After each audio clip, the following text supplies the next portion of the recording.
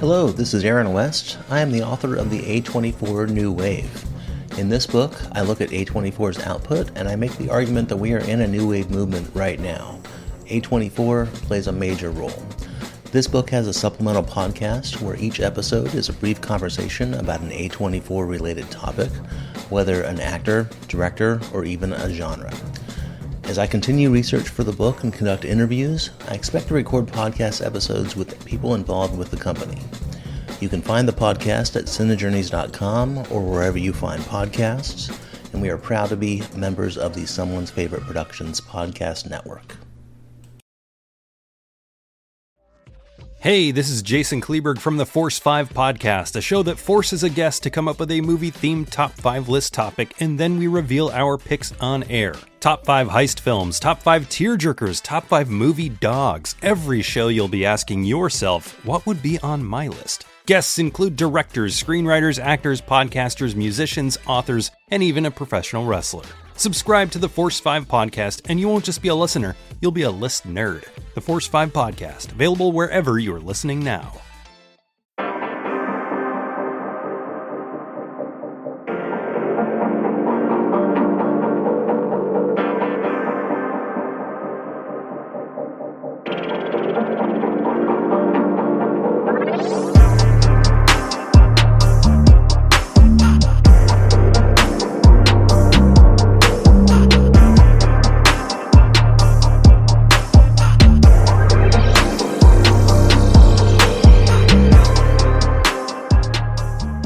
Welcome to the Kulturecast. I am your host, Chris Dash, and we're doing something a little different on this episode of the Kulturecast. We are in person in Akron, Ohio. What? The bastion of excitement. Yes, America's fastest growing city in... 1955. No, not even then, like 18 something.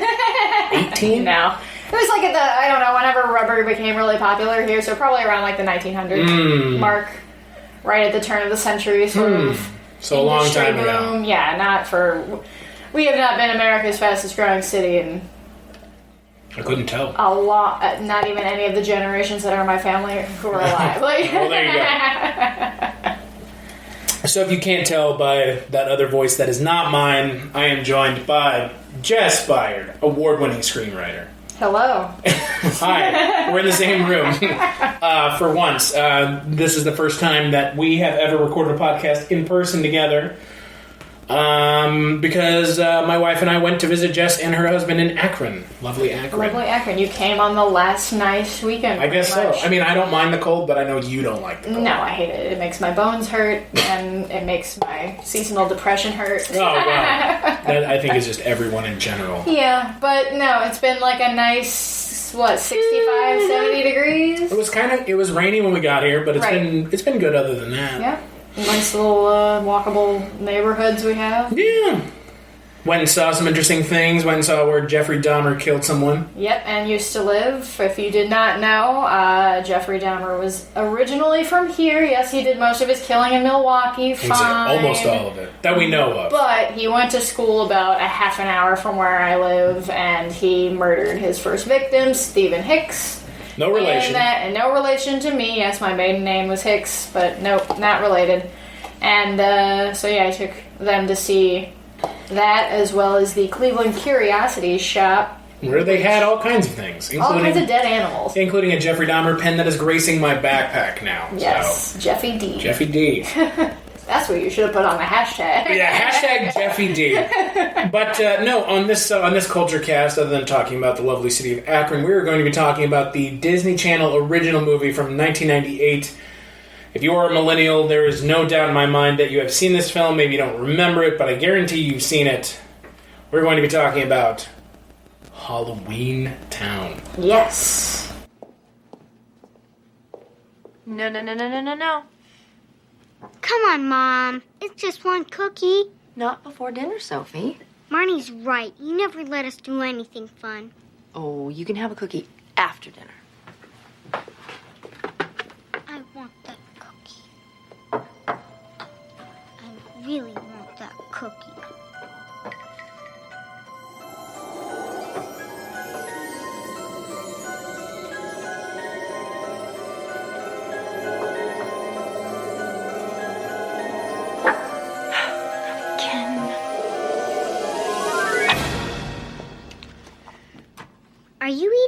cookie?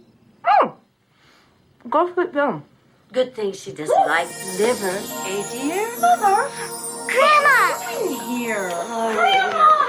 Oh, it's so wonderful to see you and the children again. Oh, my, how you've grown. Oh, Did you bring us presents? Presents. Gee, what kind of a grandma do you think I'd be if I didn't bring you presents? Yes. They're right here in my suitcase. I don't know where that thing went to. Just a minute. Ah, there it is. Now, where did you get to, little darling? Come on. Here it is. How come you've been gone so long, Grandma? Well, you know, one thing and another.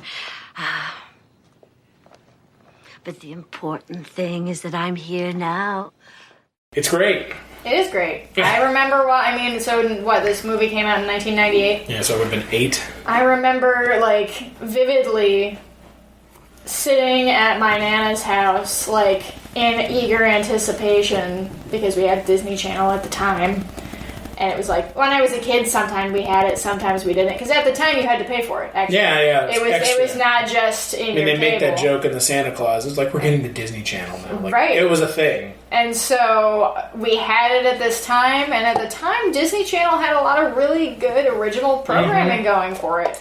Isn't this near the beginning of when they started making original movies? I think so. Under Disney Wraps. Channel. Under Wraps was the first Disney Channel original movie. Right, and then they also a horror movie. Yes, it was. Yeah, Disney did a lot of horror adjacent kind of This is stuff, the fourth. which is the fourth Disney Channel original movie. Okay. Yeah, so right at the beginning. So yeah, they actually were doing some kind of creepy stuff for kids, which at the time a lot of the children's network, kids networks were. And they don't They're do not that anymore. Not at all. But I remember. You won't see the engineer that slams the Nissan Rogue's door 13,920 times.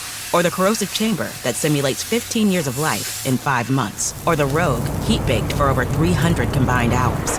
What you will see is a vehicle that can take punch after punch and keep rolling. Nissan, #1 in new vehicle quality among mainstream brands by J.D. Power. We put it through the worst, so you get its best.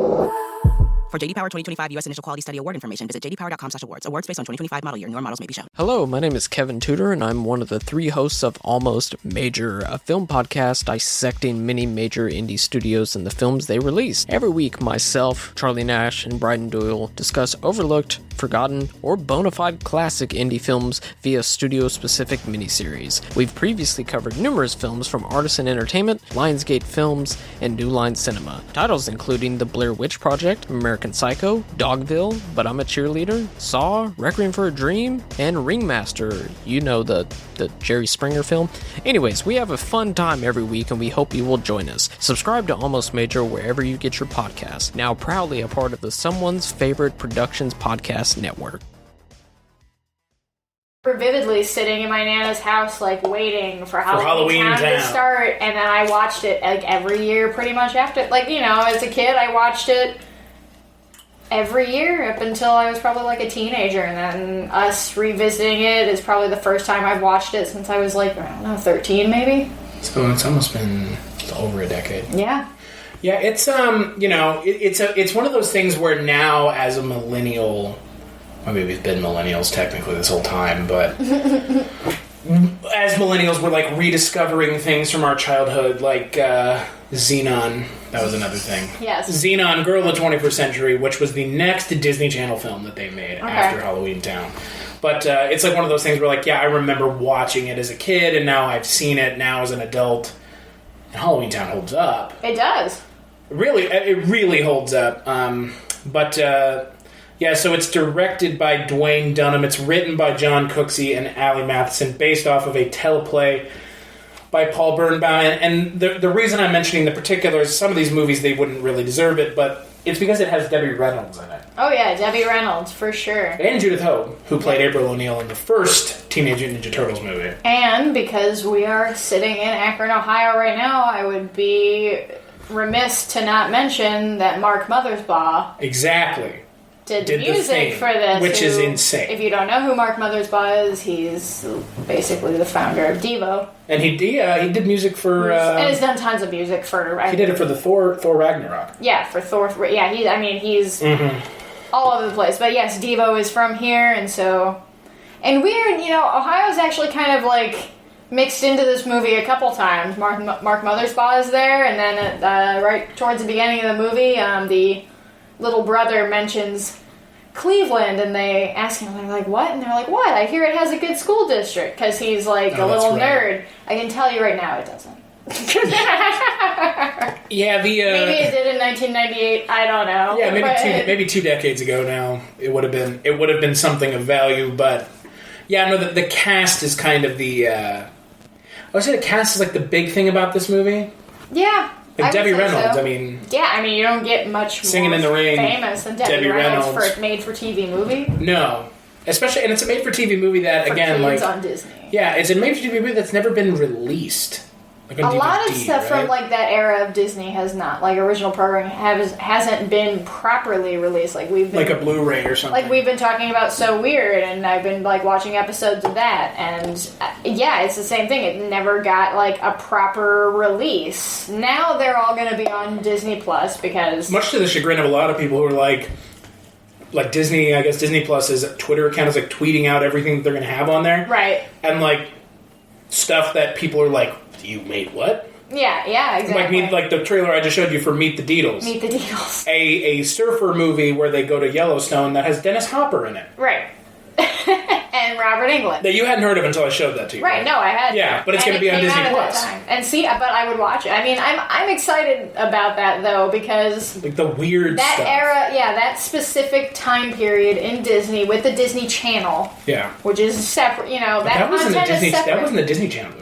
That was a... that was actually a theatrically released film. Wow, okay. Which is even more insane. Yeah, the Halloweentown movies were not. But no, but they technically do get showings every year in the city that it was filmed in. Right. They have like a Halloweentown festival. Oh, that's fun. Which, yeah, that's kind of neat. I think it was filmed in Oregon. Oregon? Okay. You can kind of tell. Yeah. But I don't know, like, I mean... But you saw it, you obviously saw it. I did, yes, yeah, and that movie, Halloweentown, really, it connected with me a lot because, so I grew up, like, with my mom. I was a single parent. And the character in the movie is single parent. And my Nana, my grandmother. Mm-hmm. So, that dynamic, most dynamics, family dynamics in Disney Channel movies, and movies in general at that time were like, oh, the parents don't get along. Right. Like mom and dad are fighting, or mom and dad are so or whatever. In my case, it was like, well, I don't have that, but like, see, like, oh, okay, this character, right. Marnie, a character with an actual like, yeah, this character Marnie who lives with her single mother. I believe her dad died. That's what we're led to believe. Yeah. And then Debbie. They never really address it. Yeah, but I think he died. Yeah, I mean, if she's so committed to being human because the father was, I think that it would have to be that he must be dead rather than he was a human. Left. Right. Yeah. Yeah, because she's not. Yeah. And she's a witch, but she hates Halloweentown. Right. Because I would rather live as a human than do easy things with magic. Like, well, and I actually, and because I did an interview with John Cooksey, who did the teleplay with his then wife. And I didn't ask him about it in the interview, but I emailed him and asked him, like, because one of the things about this movie that I've always had a hard time understanding is why does she hate Halloweentown so much? And it's because, what did he say? He said something to the effect of, like, it's not that she didn't like it, it's just, at some point she resented it. Uh-huh. And, like, that kind of makes sense. Because it consumed her life. Yeah, probably. And so, like, that makes sense. Like, right. I mean, and then, she wants to hide it from her kids so that they don't... Yeah, so that they don't run away and leave her. Well, and... Because that's the other thing, like, they'll leave her and go to Halloweentown because she doesn't want to live there. And Debbie Reynolds talks about how, like, the reason Halloweentown is sort of separated is because they tried... You won't see the engineer that slams the Nissan Rogue's door 13,920 times. Or the corrosive chamber that simulates 15 years of life in 5 months. Or the Rogue heat-baked for over 300 combined hours. What you will see is a vehicle that can take punch after punch and keep rolling. Nissan, #1 in new vehicle quality among mainstream brands by J.D. Power. We put it through the worst, so you get its best. For JD Power 2025 U.S. Initial Quality Study Award information, visit jdpower.com/awards. Awards based on 2025 model year. Newer models may be shown. Intermingle with humans before, but then Surprisingly, it didn't go well. Surprisingly, it didn't go well because some of the supernatural beings were just being turned, becoming evil because they had so much sway and power over humans. So there's that entire, just that separation there, and so I guess that, she didn't want to have that. Maybe my you kids have to would turn choose one evil. or the other. Supposedly, you have to choose one or the other. Obviously, in the later films, that's not the case, but... So there are 4 of these movies. We're only talking about the first one. Right. And the second one, I would say, is the only one worth watching other than the first one. It's the only one I've ever, the only other one I've ever seen. I didn't, those movies, the third and fourth one came out, after I would have been watching Disney, I would have been out of Disney Channel original I want to say the third one came, so this second one came out in 2001, and then the third one came out in 2004. So that's that's just kind of just a little bit past. Right. I would have been 14, right? So Yeah.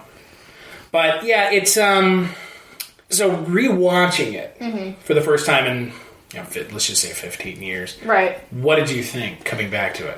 I think it's funny because I revisit movies from my childhood from time to time, and when you're a kid and you're watching movies, you think that they're, I don't know, you just remember them being longer and more involved, and the climax, the climaxes and the really, bad shit lasting so much longer and being so much more, dire than it ever actually is. And then you watch these movies and you realize, the third act is, nothing. It's just, this film's third act is non-existent. It's just, the evil man appears, they quickly dispatch with him, and then boom, everything's fine. And they fly back to Earth on a bus. Right.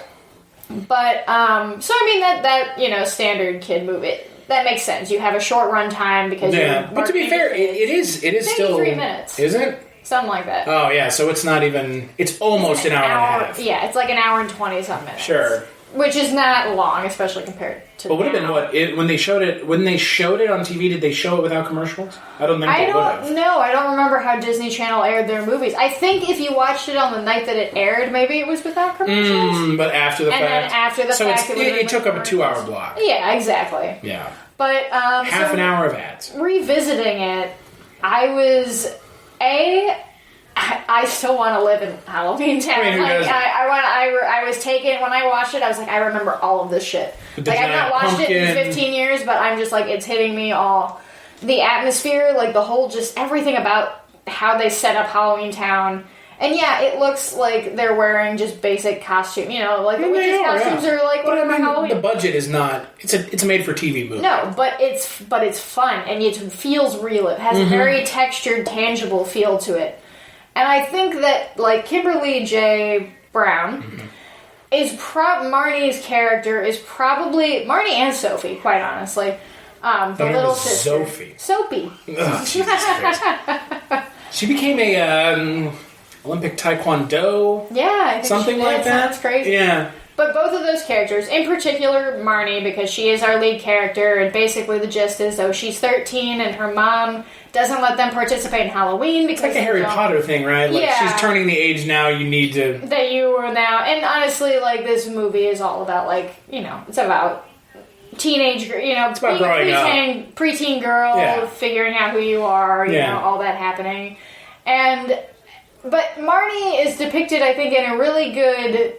She's not an obnoxious kid. No. Where she's also constantly railing. She's, constantly you're not constantly railing against her parents and whatever, or having stupid, very stereotypical, superficial wants and needs. Yeah. She's much more complex. She challenges her mom, and it makes sense. Some of the things that she's fighting back, why can't I participate in Halloween? You don't. Which is a weird thing. You never give me an answer. If you don't explain it, the expectation should not be. I'm just not going to say anything. That definitely. I know it probably spoke to me as a kid, but even seeing it through adult eyes, I'm I'm sure what what it feels like when you're a teenager, where you're I don't understand something to me that makes so why wouldn't you let me do this? Right. And you don't want to give me an answer because I'm 13 and I can't handle whatever.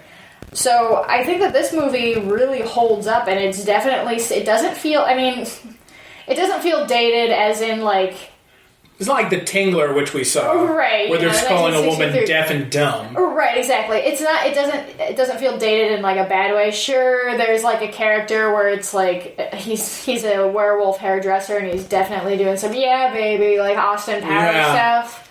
It's not. It hasn't aged well. And then there's the Korean Elvis. Yes, there's that. I mean, so there are a few things, but overall, I think that this movie, if it was aired to like kids now, you know, to 8-year-olds to 13-year-olds, which is what the age I was watching, right?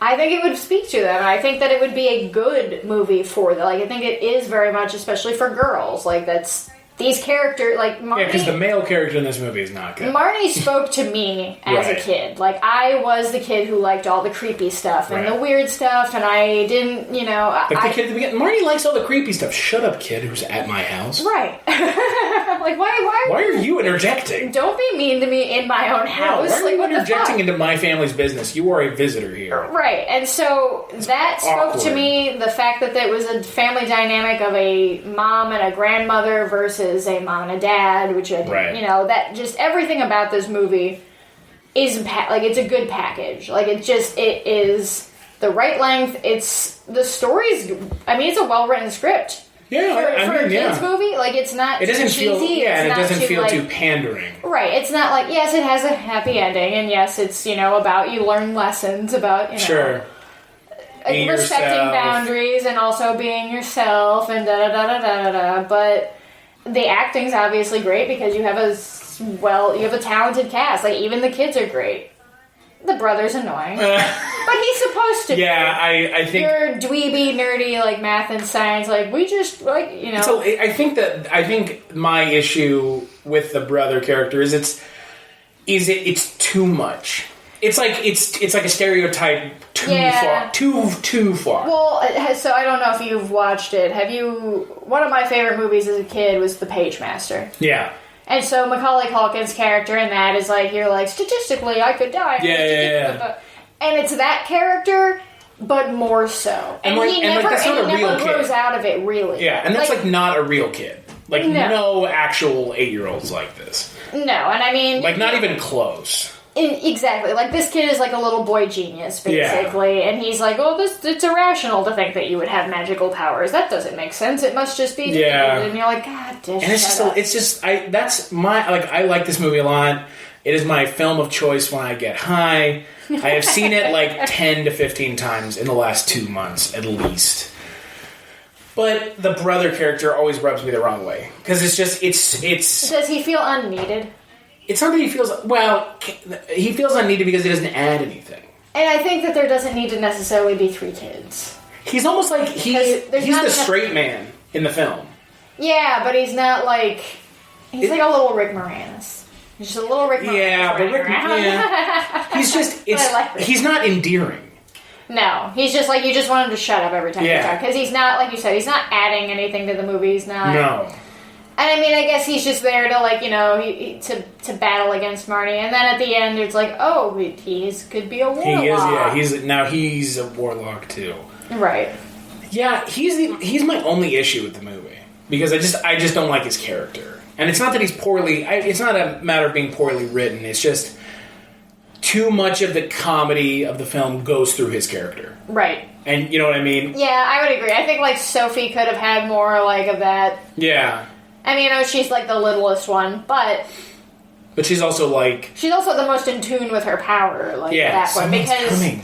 Because she's a little kid and her mom hasn't... She's, like, making shit levitate. Started repressing her so much yet. Yeah. But the brother's just too much. That's the only qualm I have with the movie. I didn't think that the animatronics really held up. Which ones? Like Benny? Oh, yeah. I mean, yeah, the practical effects are great. I mean, yeah, like you said, some of the costumes are... I also don't know what not good. I don't know what the rules in, like, universe is for Halloweentown, because there's, like, dog people.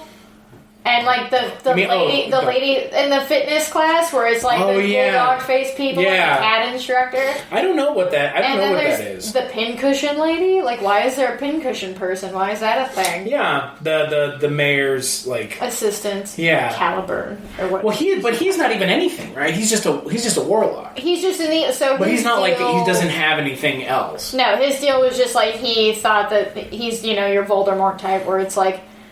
Humans are bad. Humans are shit. We're above them. Let's control them and be evil. And they made us. They segregated us to our own world. But he's like taken out immediately. I love the set piece of the movie theater though, where so basically what's happening. The whole reason Debbie Reynolds even comes back at the beginning of the movie is that she wants Judith Hoag to help her because. People in Halloweentown are going missing, like their personalities change drastically, and then they disappear. Judith Hoag says, no, whatever, Marnie, and then why do their personalities change? I guess it's because he's like he is manipulating them. But you never really see anybody. It doesn't make like you said one other character. Than Benny, because the other character that like Harriet. Yeah. And she's like, yeah. Like, what? Probably for scare. So that Benny has a reason to be like mind controlled. How do you mind control a skeleton? Yeah, I never understood that like subplot either. Like, how does that factor in? And I think honestly that if you like rewatching a lot of like movies from my childhood, there's a lot of stuff like that, and I think it just comes down to you're making a movie shorter. Like it's so you can't. You don't have to explain it, right? Because it's for kids, and you're pretty much just putting that in there to kind of like make it more and I don't think more of a scare. And like realistically, I don't think the kids care. No, and not to say that like kids are dumb. I'm just saying like the kids just. Even as an adult, I didn't care too much because I was just like, that's. It doesn't fine. detract from my enjoyment of the film. And I love that set. Like so Debbie Reynolds is shown where the evil person. What is it? Calabar. Because the second film is Calabar's Revenge. Yes, that's right. But it's not even Calabar, it's his son. Right. Who existed this whole time. I guess, yeah. So Calabar is just basically keeping these people, he's freezing them in time. You won't see the engineer that slams the Nissan Rogue's door 13,920 times. Or the corrosive chamber that simulates 15 years of life in 5 months. Or the Rogue heat-baked for over 300 combined hours. What you will see is a vehicle that can take punch after punch and keep rolling. Nissan, #1 in new vehicle quality among mainstream brands by J.D. Power. We put it through the worst, so you get its best. For J.D. Power 2025 U.S. Initial Quality Study Award information, visit jdpower.com/awards. Awards based on 2025 model year. Newer models may be shown. If you're looking for more horror outside of the mainstream, look no further than Unsung Horrors, a podcast about underseen horror movies. I'm Lance. And I'm Erica. Every other week, we'll cover a horror movie with fewer than 1,000 views on Letterboxd. We'll even give you double feature recommendations to pair with the movies we discuss. From gothic to shot on video, from slashers to comedies, from giallo to J-horror. We'll cover all the subgenres. So join us as we unearth these hidden gems of horror. Follow us on Instagram, Twitter, and Facebook, all at Unsung Horrors, available wherever you listen to podcasts. And part of the Someone's Favorite Productions podcast network. Do what with them? To eventually, I think, amass them. Because I think so he can mind control them, and I'm assuming that he's saying, if you're not going to go with me, then I'll just mind control you into being my minion and fighting my war for me. Okay. I think that's how I'm piecing it together. Anyway. But that's my own headcanon. Yes. And I love that when Debbie Reynolds finds everybody in that theater, it's eerie, it's creepy. It reminds me of the movie theater from Demons. I think that there's I like seeing some influence creeping in there, and I think that definitely was. I think that's the best set piece in the film. Oh yeah, without a doubt. Oh yeah, I mean, I love the town square. It's fun. That's the second best, and that was on location thing. So it was like a real town. Actual town that they did. Yeah, an actual town that they dressed up, and they put the big pumpkin and everything else. Mm-hmm. No, that I like that set piece. Also, I think my issue more with some parts of the movie is, it is for kids, and I think that if you can't overlook it, you're not going to have any fun with this movie. Right? Yeah. If you can't get past that, I would also say that because this movie is for kids, obviously the kids are going to be the main characters. So Judith Hoag and Debbie Reynolds are kind of They're literally taken absent. out. They get frozen in the movie theater within, like, I would say the first 25 minutes, maybe, of the movie. Yeah. Like, around then, and then so the rest of, like, maybe the first half hour. Yeah. And then, like, the rest of it, almost an hour, is just following the kids. And half the movie is really them just collecting ingredients. It's a fetch quest. There's a lot of things they have to go. They're collecting ingredients to make sure they can light Merlin's talisman or some stuff. Merlin, yeah. They need ghost sweat. Again, that's what I do. I don't know what, like, the rules are here. Like, who exists, who doesn't exist. I guess Merlin was a real person. Right, or a real warlock. Yeah. Well, he was a magician, or a wizard. He was a wizard. Merlin was a wizard. Are wizards and warlocks different things? Yes. How? Well, I mean, because I think, like, warlocks are more like, like... Is a warlock a male witch? Yes. So what is a wizard? A wizard, I think, has more, like, magical, like, ability. I don't know. I would need... You stumble upon a really weird question here. I have friends who could answer this question. The Kulturecast needs to know. We need to know what the difference between a wizard and a warlock is. Because I would think ostensibly they're the same thing. But they must not be. They can't be. Because they make a distinction. In Harry Potter, they make a distinction, I think. I don't think they bring up warlocks in Harry Potter at all, right? No, because they just call all the males wizards, yeah. And I guess... Yeah, because Hermione's a witch.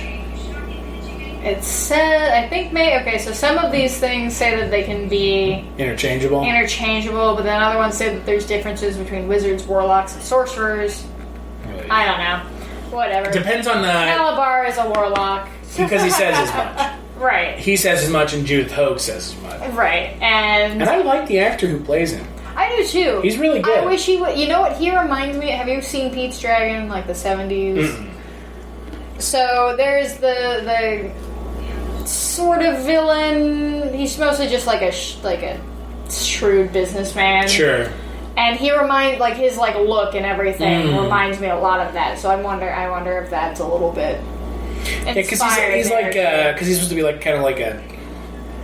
Well, he's the slick operator type character. He's wearing like a top hat. Yeah, and I mean, Robin Thomas plays Calabar, and he's great. I think he's good. I think he's one of the better parts of the movie. I agree, and the makeup is good on him when he's like the villain. He looks like Emperor Palpatine a little bit, though. Yeah, I thought what he kind of looked like to me was like, oh god, I'm gonna blank on it now. Looks like a human scarecrow. Yeah. Yeah, because he kind of got like the wrinkled. I don't know.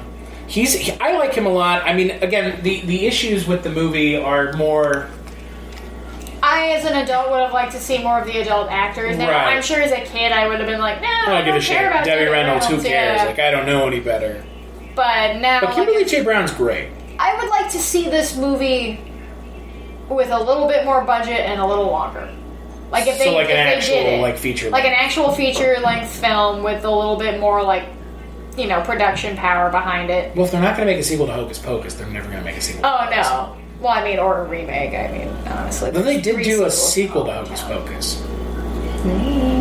They were talking about a book sequel. I haven't heard it. Where it doesn't have Bette Midler singing in it. Where it follows the two characters from Hocus Pocus' kid. Oh, I care less about that. Oh wow. Yeah. Interesting. And this is an official Disney sequel. Interesting. Shocking. Huh. But Disney approaching the gay space. Disney of all things. Well, I mean, maybe that's their Disney Plus. Yeah, exactly. Disney Plus. But if Hocus Pocus is never going to get a sequel, this movie's never going to get like a. Oh yeah, I know. Because Hocus Pocus has much more of a following than Halloweentown. Yeah, I think the following is just slightly smaller for Halloweentown though, because it's mostly the same people. Is it? I think a lot of if you were to ask a lot of women my age, 29. If they've seen Halloween and if they've seen Hocus Pocus, they would probably say yes, and they like both, but they probably like Hocus Pocus better. Yeah.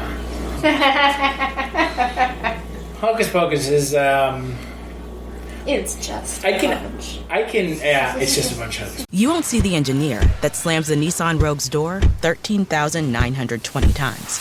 Or the corrosive chamber that simulates 15 years of life in 5 months. Or the Rogue heat-baked for over 300 combined hours. What you will see is a vehicle that can take punch after punch and keep rolling. Nissan, #1 in new vehicle quality among mainstream brands by J.D. Power. We put it through the worst, so you get its best. For J.D. Power 2025 U.S. Initial Quality Study Award information, visit jdpower.com/awards. Awards based on 2025 model year. Newer models may be shown. Have you ever wanted to dive deeper into the horror movies you love? Beyond the Blood is a horror podcast for fans who want more than just surface-level screams. We do deep dives into the movies that shaped us, digging into director commentaries, behind-the-scenes stories, deleted scenes, and the special features that most people skip. Each episode is a love letter to the genre. We break down how these films were made, the creative risks that paid off or didn't, and the lasting impact they've had on the genre as a whole. From 70s slashers to modern nightmares, we celebrate the craft, chaos, and characters that keep us coming back. If you're the kind of fan who rewatches movies with the commentary on, or you simply grew up in the video store horror aisle, the Beyond the Blood podcast was made for you. New episodes every single week. Subscribe, and let's dig deep. Welcome to the Beyond the Blood podcast. I can appreciate it for what it is. I just don't like the... It doesn't connect with you. The female villains are just terrible. But I love that's what the people who love it, including me. I just don't I'm not in it to watch fucking awful Thora Birch scream for an hour and a half. Well, I just don't like Bette Midler. Her character is like the prosthetic teeth and shit. It's so bad. It's just grating. It's like too over the top for its own good, but like I can see it's too campy. Yeah, I can see. That's her favorite role of ever. Yeah. Wow. Yep. I mean, probably because she got to do whatever the fuck she wanted. She was like, woo. I feel like that's such a weird answer. It's directed by Kenny Ortega, though. I know. He directed Newsies, right? Yeah. Omri Katz is in it. Yeah. I like Newsies. I've never seen Newsies, actually. Christian Bale singing. Yeah, I know. And Bill Pullman singing. Oh, that's true. I think Halloweentown for me is, like you said, it's one of those things like I saw it when I was a kid and I rewatched it as an adult and I liked it a lot. Mm-hmm. Like I think it connects with me because it does harken back to being a kid. Mm-hmm. You know? And it's like a horror movie but for kids. It's not really a horror movie. No, it's just spooky. Like it's a Halloween. Like Hocus Pocus is a horror movie. More so than Halloweentown. I mean, witches eat a child's soul. Yeah, the stakes are a lot higher. Yeah. And there's a zombie in Hocus Pocus. Like, there's a lot of like horror stuff. Like they hang 3 ladies at the beginning. Yeah, and like multiple children get their life straight out of them. You know, it's just the black flame candle and all. Yeah, that. and they're like, oh, it's lit by a virgin, and you know, we're introducing that. is in Hocus Pocus is the girl character not a virgin? No, is that the joke that they make? No, I mean, I think the joke that they're making is that he is. Because that's like the joke throughout the whole thing. It's like, you're a virgin. Like when he walks up to the guy that he thinks is a cop. Yeah. And he pulls him aside and goes, are you a virgin? Yeah. And Omri Katz is like 13, 14. Yeah. It's like, I hope so. I don't know. Yeah. And also, you're a 40-year-old man. Why do you care? Yeah, it's Hocus Pocus seems more adult than this. It does. It seems there was a lot. Like when I loved that movie as a kid. I still love it now as an adult. Whatever. That's not an unpopular opinion. No, it's not. And but I think it's unpopular among men, though. Yes, I would agree. I would definitely. Because I know I've talked to Father Malone about it. I mean, Father Malone's much older than I am. Sorry, Father Malone. But not much older, but he's older than I am, and he cannot stand it. Yeah. He was like, my husband doesn't like it. Yeah, we were talking about something, and I was like, yeah, I watch it once a year with Kate. Like, I'll sit and actually watch it. And he's like, you're a good man, you know that. Because he won't watch it. You sing along? Well, I won't sing. I will not sing along. Because I do not like Bette Midler. You sit there with your arms I don't like Bette Midler's fucking music. It's a more of an in-depth plot. This movie, like Halloweentown's one note, and I think that may have something to do with the fact that it was a Disney Channel movie. And I mean, like they run over banks at the. There's a lot of like violence. And I remember watching it like as a kid. Like I was like, I know he's gonna come back alive. He'll be fine. But it was just like, no. And like watching Halloweentown, I don't remember that same feeling. There aren't any stakes in Halloween. No, not really. No. Calabar's not. He just blips out of existence. He's like, I'm here. You want to follow me? No. And then he just disappears. He doesn't explode. No. Like the characters in Hocus Pocus do, where they look legit fucking blow into dust, because the sun had... Yeah, so, like, there's... And, like, I think that's... Like, they're dead, they're not coming back. And that's, like, the... Well, they're not coming back because they're never going to make a sequel. Right, they came back in the book, but not in, like, film. Right. But the thing about Halloweentown is it is more of a... It's a younger demographic. Right. Focus. Agreed. Because, like, Hocus Pocus is probably, like, 13 to 16. I would say that Halloweentown was probably, Y7? Yeah, well, like you said, it was, like, 8 to 13. And then, like, Hocus Pocus is for, like, 13... To, like, I would say probably, like, it's pre-teen, like, prime, like, 12 to, like, 15. Because it has, like... Is Hocus Pocus PG? Yeah. That's surprising. I think. I'm pretty sure it is. There's a lot of movies surprising that it's PG. I know. Oh, Mick Garris. I wonder how he feels about that. I think he's still fine with it. I mean, dude, that movie is beloved by a good majority of millennial women. And there's more women than men in our generation. So yeah, it is very much like a rallying cry for a very large vocal minority of millennial women who love that movie. And you know what? I'm okay with it because it is a Halloween movie. And that's like they sell that shit at Spirit now. They sell like Hocus Pocus stuff. Oh yeah, absolutely. I would much rather be Halloweentown, but I think the other thing about Halloweentown, it just doesn't have any memorable. It doesn't. It has like It has memorable characters, like the grandma played by Debbie Reynolds. It's a very heartwarming, it's not the nice story that you're watching, but none of the characters. There aren't really Funko Pops of the characters, right? Like there's no Benny the cab driver. There should be. There should definitely be a Benny. There should be a Marnie Funko Pop. Exactly. There should be all of them. I mean, really. But like the Sanderson sisters, they get their own Funko Pops because like they're so recognizable. Right. Do you think Hocus Pocus would play for kids of this generation? I think so. You think so? I think so. I mean, I think that it's just for me. There's like a Hocus. You won't see the engineer that slams the Nissan Rogue's door 13,920 times. Or the corrosive chamber that simulates 15 years of life in 5 months. Or the Rogue heat-baked for over 300 combined hours. What you will see is a vehicle that can take punch after punch and keep rolling. Nissan, #1 in new vehicle quality among mainstream brands by J.D. Power. We put it through the worst, so you get its best. For J.D. Power 2025 U.S. Initial Quality Study Award information, visit jdpower.com/awards. Awards based on 2025 model year. Newer models may be shown. Biggest Halloweentown podcast all of a sudden. But I think it's almost impossible not to talk about the two movies. I mean, what year did Hocus Pocus come out? Oh, I think it came. I think it came out 93. It came out 5 years before this. Yeah, so it came out in 93, and for me, like, there's. Is it Disney or is it Touchstone? It's Touchstone, I think. I don't think Hocus Pocus is a Disney proper movie now. Yeah, because Disney didn't really release movies like that. This is Buena Vista. That's what it was. Okay. I mean, shit. Even the posters done by Drew Struzan, like. Yeah.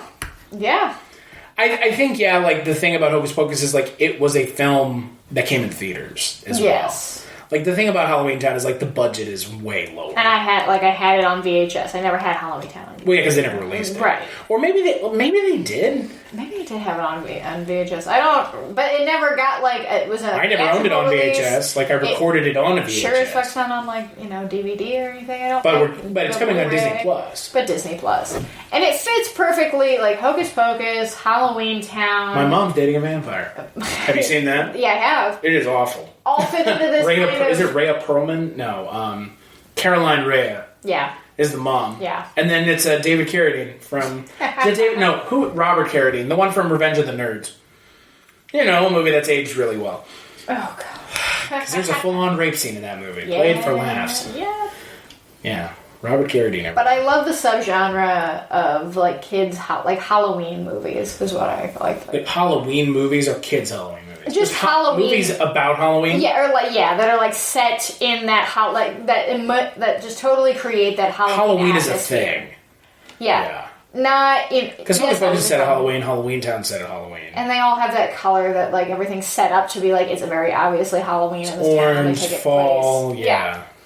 And I just love that feeling. I like that feeling that's created, and I think you get there was a lot of that in kids stuff at the time. Yeah. Like Double Toil and Trouble. Right, exactly. Casper Horace even Leach still was kind of feel like Casper is not set at Halloween, but it definitely kind of like has. Wait, no, it is set at Halloween. Is it? Oh yeah, the Halloween party. The Halloween with dance. Devin Sawa. Yeah, the Halloween dance. Can I keep you? Adam's Family, which is that's more of an adult film.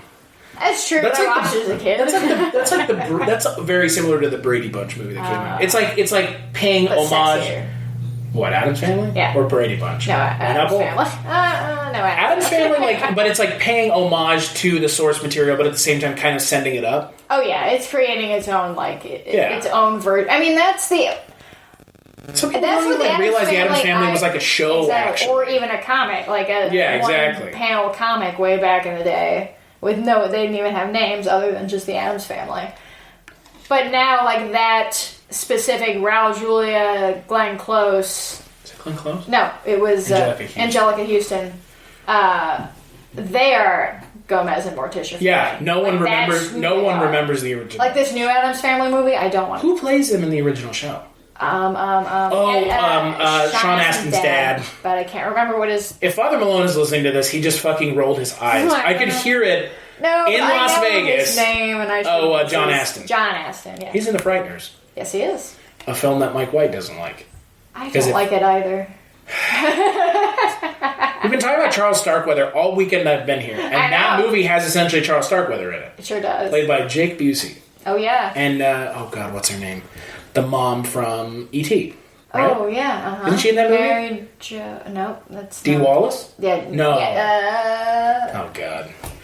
I've only This seen is what happens once. when... This is what happens... What? I've only seen E.T. once. One time. I don't like it. E.T. Yes, the extraterrestrial. You sure we're not talking about space traveling alien reject? I am so totally not talking about Star. And Adam Rigert, what's his name? Adam Rigert? Adam Siegert? Steigert. If you're listening to this, which I know you're not. Dee Wallace, you were right. Dee Wallace, yeah. Adam Steigert and Star, that is a fucking junk movie. But it is the spiritual successor to E.T. according to HorrorSociety.com. Right. Well, they say, if you travel in filth, you are filth. Mm. But yeah, no, I agree. I like those like Halloween movies, like movies set at Halloween, because I fucking hate Christmas movies. Yeah. And Die Hard's not a Christmas movie. It's just a movie that Christmas is happening. Yeah. It's not... Christmas doesn't factor into the plot of the film. Right, exactly. At all. Yeah. Now, what is Nightmare Before Christmas? Is it a Halloween movie or is it a Christmas movie?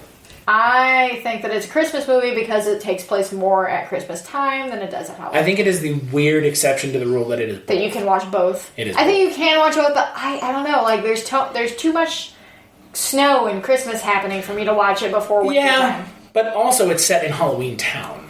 Well, no. Halloween Land. Not really set there, though. Like, that's where the characters come. Yeah. I haven't seen that movie in forever. You know, Tim Burton made that movie. Yeah. Except he didn't. He didn't direct it. No. It was, what is it? Presented by? Produced. Presented by, presented by Tim Burton. Mm-hmm. It's Terry Selnick, right? Yeah. Coraline. Coraline and other good films. Mm-hmm. Yeah, I think there aren't enough of these kinds of movies anymore. No, I mean, what are they? Now they're all anthologies like Trick or Treat, which I can't stand. I like Trick or Treat. I really don't need to watch it outside of Halloween time, though. I have my own reasons. Well, that's fair. I didn't like it before that, but after Mike Doherty thought it was pertinent to block me on Twitter, I don't like it. Yeah. I like it even less. Yeah. But I like the character of Sam. Yeah, and I think that that's another one that's set in Ohio. Oh, yeah, which is actually based on a town in Ohio that does really throw a big giant Halloween like that in the middle of the town square. It's so such. If I'm going to watch a Mike Doherty movie, I will watch Trick or Treat. Yeah, I'm not going to watch Krampus. It's a pretty no, I don't like Krampus. Krampus is not good. No, it was dated when it came out. It was weird. Like, it just felt like it should have came out 5 years before it came out. And then was the next film he directed the Godzilla movie? I don't know if that was the directly next one, but I think that movie's. Yeah, well, movie's garbage. But with a capital G. For kids, I know they just the new Are You Afraid of the Dark show is out on Nickelodeon right now. I've not watched any of it. I've actually heard pretty good things about it, and the trailer looks pretty interesting. Yeah, I didn't watch that as a kid. I watched Goosebumps. I guess Scary Story. I watched both. Are You Afraid of the Dark was my preferred, and I think that it holds up better than Goosebumps does. Goosebumps, because we at our Airbnb that we're staying at, there's a TV, and I've been hooking my laptop into it, and we've just had Goosebumps on in the background, and it is so Canadian. Mm-hmm. I mean, it's so Canadian. Like, so Are You Afraid of the Dark sometimes? Oh, is it? Yeah, but sometimes. the thing that I love about Goosebumps is like so Canadian. Like, it's clearly set in Toronto. Like, it's shot there. You can see the CN Tower in the background. The characters all say sorry. Like, sorry. Oh, I'm sorry. Like, oh, Jesus Christ. But like, Goosebumps is not necessarily an American thing, anyways. Like, R.L. Stein's an American author, but like, it's like one of the most popular book series of all time. Yeah, and for me, with Are You Afraid of the Dark and with Goosebumps, both the TV shows, I think they were both TVY7. Were they? I think so. But for me, American... wow. Wow. Now you're talking about bad TV. Are You Afraid of the Dark, as we were talking about earlier with like Hocus Pocus versus Halloweentown, there felt like there were more stakes in Are You Afraid of the Dark. It was a little scarier. Like, people... there were dead kids. I would say that show is scarier than Goosebumps. Yes, that's what I'm saying. Versus, like, I think Goosebumps is kind of like the Halloweentown, where it's more kid... Like, it's a little bit more friendly for kids, like, but younger Goosebumps kids. had some, like, really fucked up twists. Like, some of the masks of were like... Yeah. Well, the other thing, like, Goosebumps always had that Are You Afraid of the Dark didn't. Best there was, like, a twist. There was, like, a twist. It was, like, a Twilight Zone. Like, just when you think you're out of the woods, it turns out that the woods were actually... Yeah, Are You Afraid of the Dark played more as, like, okay, it's a scary story. Like, something scary is happening throughout the whole story. Yeah, Goosebumps is like there's always, like, a misdirection at the end of the story. Like, oh, and it turns out he was the dog the whole time. Yeah, and then there's... Or he's a rabbit now. Right. Like, then there's Erie, Indiana, which... Is that the one with Devin Sawa? No, that's the one with Amber Katz. What's the one with Devin Sawa? I don't know.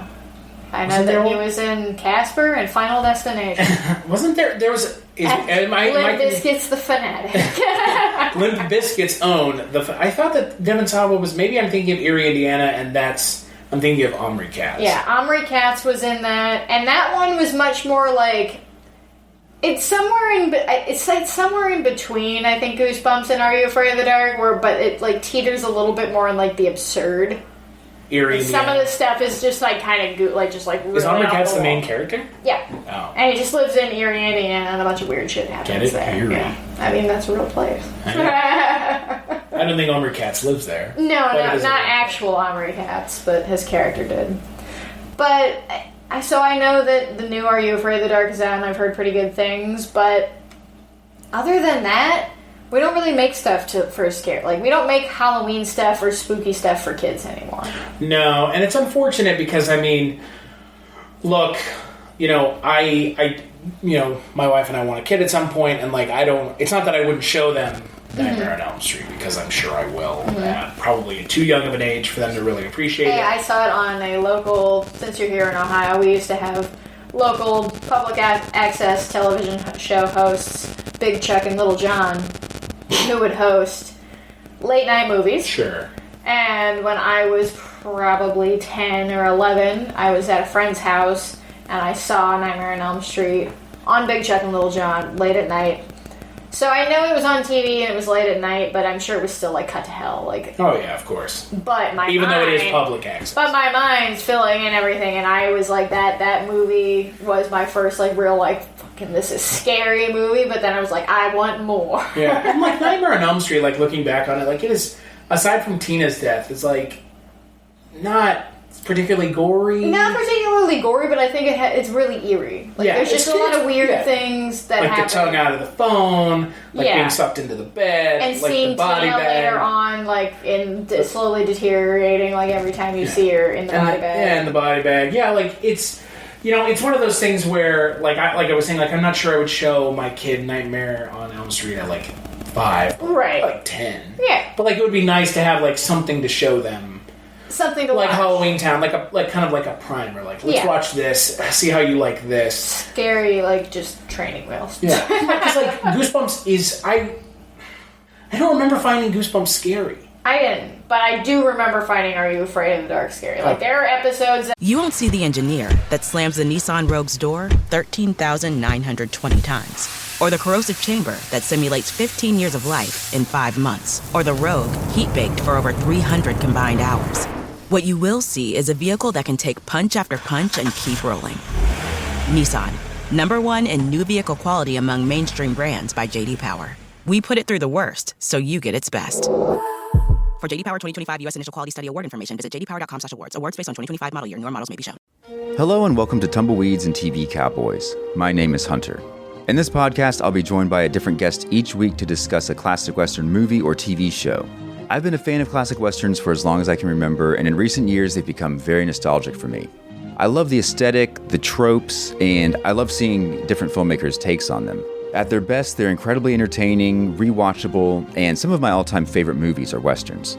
We'll mostly focus on Western movies made in Hollywood, but we'll also be covering spaghetti Westerns, and one thing I'm very excited to get into are Western TV shows. I've got some amazing guests coming on the show, film professors, historians, and podcasters. And Tumbleweeds and TV Cowboys is part of the Someone's Favorite Productions podcast network, and many guests on the show will be from other shows on the network. Thanks for listening.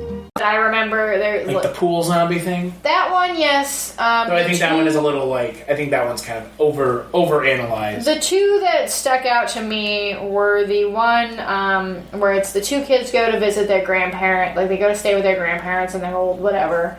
And they find a bunch of gold pieces in this furnace. And it turns out that a robber, like, was hiding there and hid a bunch of gold there. And, like, this little kid sort of, like, found it or whatever, and he locks him like underneath. He locks him away outside somewhere, but he doesn't have any coat or anything, so he freezes to death. Jesus. So these kids keep seeing this ghost kid. Is it and like all the they first say is, episode of the show? not the first one, but it's in there. I think the cab is the first one, the haunted cab one. But and Dead basically kids. it's just a dead kid. Like they keep seeing him, and he's just like, I'm cold, like just like. Yeah. Creepily saying things. Yeah. The other one was about this, was about the comic book Jester. The blue, I can't remember what he was called, but it was about this girl who wrote, like, it was basically, she was like comic book nerd, whatever, Sure. kind of like the bad girl type character, and this clown jester thing, it comes alive from one of the comic books. And like just his mouth, I remember it was the worst thing. It just dripped blue goo, and like his lips were super dark and his skin was super pale. And he would do that, like what he did to like all the adults is like basically you would be like, hey mom, and mom would turn around and she'd be laughing and all this blue goo would be like, coming out of her face. It's like the Joker. Yeah. And it was just that one just got to me as a kid. But there were, and I can't really say much for Goosebumps in that effect, other than I liked a lot of the episodes, and I read a lot of the books, but it didn't, there was nothing that I was, like, coming away from. There was another Are You Afraid of the Dark episode that was, like, this girl was staying at her aunt's house, and her cousin was mean and didn't like her, and she was like, okay, well, you can be in our friends group if you go stay in the haunted house next door. And it turned out that one of the little girls that lived in that house, like, basically got, like, taken into a mirror realm. And so she's, like, trapped behind the mirror, and you see her, and she's, like, got, like, really, like, dark, like sunken in eyes, sort of, and it just... The visuals in that show, they put a lot more... Yeah, I mean, I like Goosebumps, but it always did feel kind of... cheesy. Cheap. Plasticky. Cheap. Well, yeah, cheap, just in general. And, like, I mean, look, you know, Goosebumps always had... I mean, the thing about Goosebumps that I think was always the best thing about it was the covers of the books. Oh, yeah. I mean, they're, like, iconic. Absolutely. But, yeah, like, I never found it scary. Is the Scary Stories to Tell the Dark movie, is that set at Halloween? I haven't seen it. I didn't see it. I didn't go I know it's set in, like, the 50s. I didn't go out of my way to see it because I like those... pretty just... I like those books. Yeah. But, again, as much as I like the books, it was essentially just a compilation of, like, stories that came from elsewhere. Right. And so, like, for me, it's like, it's good, but, like, you could just read those stories elsewhere. And so, like, you know, I know that that's, like, maybe sacrilege, but, you know, whatever. Yeah. I'll see it eventually, probably, when it's streaming. I'm sure it's not good. I didn't hear anything about it. It came out and disappeared pretty much within 2 weeks of coming out. I heard it was fun, and then that was it. And I was like, they made Funko Pops of it. Well, they make Funko Pops of everything. Yeah, they sure do, don't they? Anything new coming out? They have Hocus Pocus Funko Pops. 2 different lines of them. Oh wow! There's the Sanderson Sisters 1, and then there's the Sanderson Sisters where they're doing things, I think shooting electric bolts out of their hands or something. But yeah, there's just not for the 90s, for the mid 90s to now, there's not been a lot of stuff for kids. No, and I mean horror wise. No, a lot of the cartoons I watched on Nickelodeon and Cartoon Network were not necessarily horror. I mean, aside from the Beetlejuice cartoon, that was... Well, they did a Tales from the Crypt cartoon. Right. That wasn't on Cartoon Network. I don't know, what was that on? I have no idea. Tales from the Crypt Keeper. Yeah. It's not good. No. But... It's like Real Ghostbusters, Oh, yeah. But Real Ghostbusters has, a really, devoted following.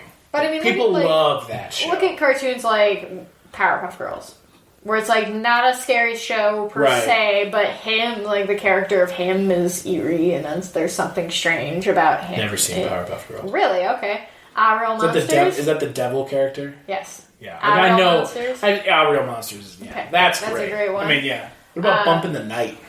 I don't know if I know that. I mean, you probably know. If you saw the main character, Mr. Bumpy. I don't remember. Did you ever... There was this... I don't know what network it was that put these out, but I had 2 VHS. I think I still have them. And they were called Bone Chillers. No, I don't know what the fuck that is. You don't know what this is? Some Mr. Bumpy. No. Bump in the Night. Really? Mr. Bumpy. And then he had looks like the star. Alien Project. And then he has he has a blue goo friend, and then it's claymation. No, I don't remember that. I'm gonna have to find that. It was claymation. It's Adventures of Mr. Bumpy, a sock-eating green monster and his friends. That's weird. Jim Cummings, Rob Paulson. So all the big names in cartoon. And it was on ABC. Then it was on Toon Disney for a while. But I had these 2 VHS, and they were called Bone Chillers. And they were about... The characters were, in high school. They were probably sophomores or whatever in high school. But they went to, this high school that was, in this weird haunted castle. And everything... The universe was just off. It wasn't, the real world.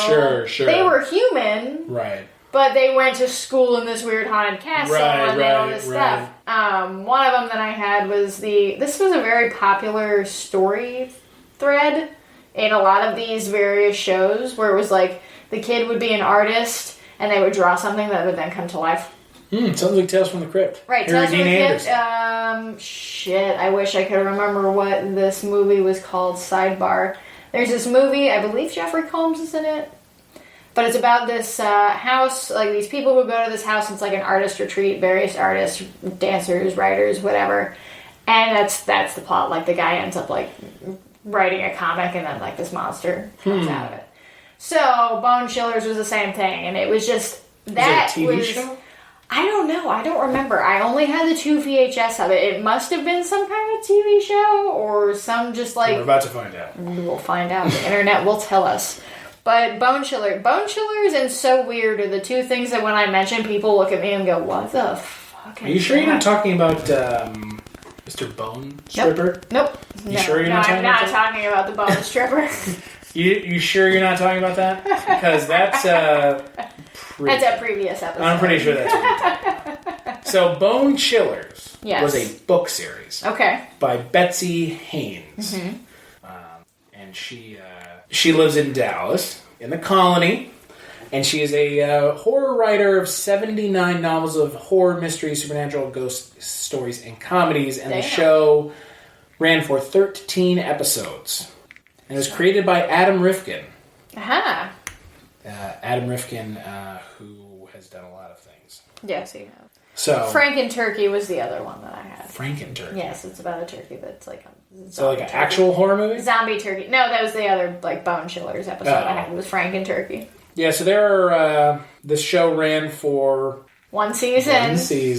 Ooh, dude. Yeah, it's there were 13 episodes. There's I'm trying to see if I can find the ones that you were talking about. Let's see here. I Frank and believe it was Turkey? Art Intimidates Life. Yes. Yeah. And Teacher Creature, Back to School, Frank and Turkey. There's a mummy one that I think I watched. Yeah, they all have a mummy one, right? But yeah, it's one of the people on here starring was Linda Cardinelli. So. Yep. Was she in the episode that you? She was. Wow. Yep. So there was a complete overwhelming amount of yeah in the 90s because of how popular Goosebumps was. Right. And it's been translated into 65 languages or something like that. Yeah, R.L. Stein is rolling around. R.L. Stein is from here, I believe. From Akron? He's from Ohio. Wouldn't surprise me.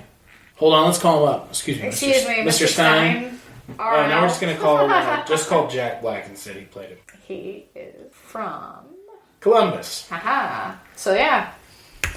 There's none of that anymore. I guess those the Goosebumps. The Goosebumps movies came out. Yeah, I liked set at Halloween. I liked the first one. It was set at Halloween, too. I don't know that I saw the second one. It's not good. No. But Jack Black is in it. As R.L. Stein? Barely. Right. But he's in the first one, too. Right. But in the second one, the second one ends on a cliffhanger because he Slappy gets R.L. Stein trapped in the book. But what I would which like is to dumb see, because they're never going to make a third one. What I would like to see though, and I mean, it's nice that we're as adults getting to see our nostalgia happen and come back and getting re-releases of stuff. Imagine 20 years from now, Fortnite's going to be nostalgia. God. Nostalgia of Fortnite. Nostalgia flossing. the Fortnite movie coming soon to a theater near you in 2049. But I want to see new stuff. I want there to be I want kids to have their they don't. I agree. Are there any child horror writers anymore? Is that a thing? They're just making stuff for us. Yeah, they're hey, scary stories to tell in the dark was sure it was rated PG-13. But we know who went to see that movie. Yeah. It's not a bunch of new viewers going and to see Are You Afraid of the Dark? Are they making that to pander to us? I mean, it's for kids, but... who's going to watch it? Sure who's going to watch it but people our age? Right. It's made for the adults. The millennial adults. I guess the idea would be maybe if more millennials had kids, we'd be showing our kids. Yeah, which we don't. But we don't. Some of us don't want them at all. Some of us only want one. Some of us want them but can't have them until later anyway. Exactly. And so I would like to see them. Come on, make stuff for this generation. As opposed to us just being you're pandering to us. Right. I mean, you don't need. I mean, yes. I am kind of surprised the Hocus Pocus sequel hasn't come out because of how popular it is. Right? Think about it. I think that's part of it because it's so popular, specifically because of the Three Witches. Does Disney not want money? Then if they're not, but I don't know if you make that movie without Bette Midler and they've talked about it. They talked about rebooting. I know, but if you make it without them, I don't think that it would make the money that people would see it. Why would you make it without them? Right, and I mean, but it they're makes no sense older now. So I guess they just have to eat more children. Or just old. They're old versions of them. They could figure out a way to work. Well, I mean, they're supposed to be old anyway because that's the old lady. thing. The old lady makeup was not great. No, it's not. But it's weird. These things that we liked as kids, these horror things, nothing ever really got pushed farther past. You won't see the engineer that slams the Nissan Rogue's door 13,920 times. Or the corrosive chamber that simulates 15 years of life in 5 months. Or the Rogue heat-baked for over 300 combined hours. What you will see is a vehicle that can take punch after punch and keep rolling. Nissan, #1 in new vehicle quality among mainstream brands by J.D. Power. We put it through the worst, so you get its best. For J.D. Power 2025 U.S. Initial Quality Study Award information, visit jdpower.com/awards. Awards based on 2025 model year. Newer models may be shown. The mid-2000s. No.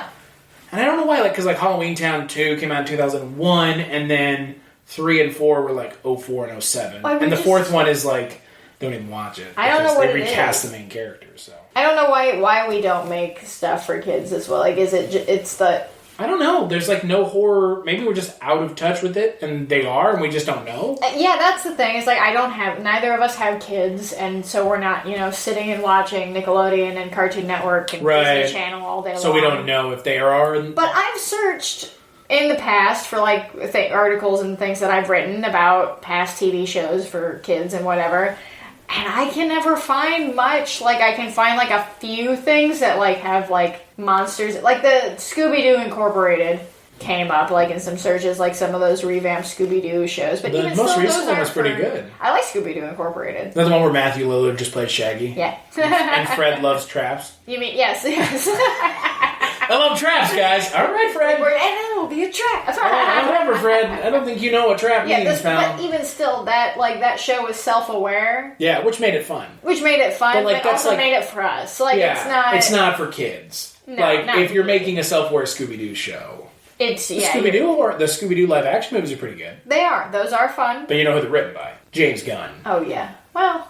they're written by, that's why they're good. Because James Gunn is, knows what he's doing. He knows what he's doing. He's smart. He's smart about adapting previous projects. Fun, smart scripts. Just look at the Dawn of the Dead movie. Yeah. Absolutely. The only reason that movie works is because James Gunn wrote the script for it. Right. It's not Zack Snyder's direction. It's not Zack Snyder's direction that was the positive. There's no filters all over that. Yeah, I wonder why this... I don't know. Maybe it's because... I know this might be a jump, but, is it because of Harry Potter?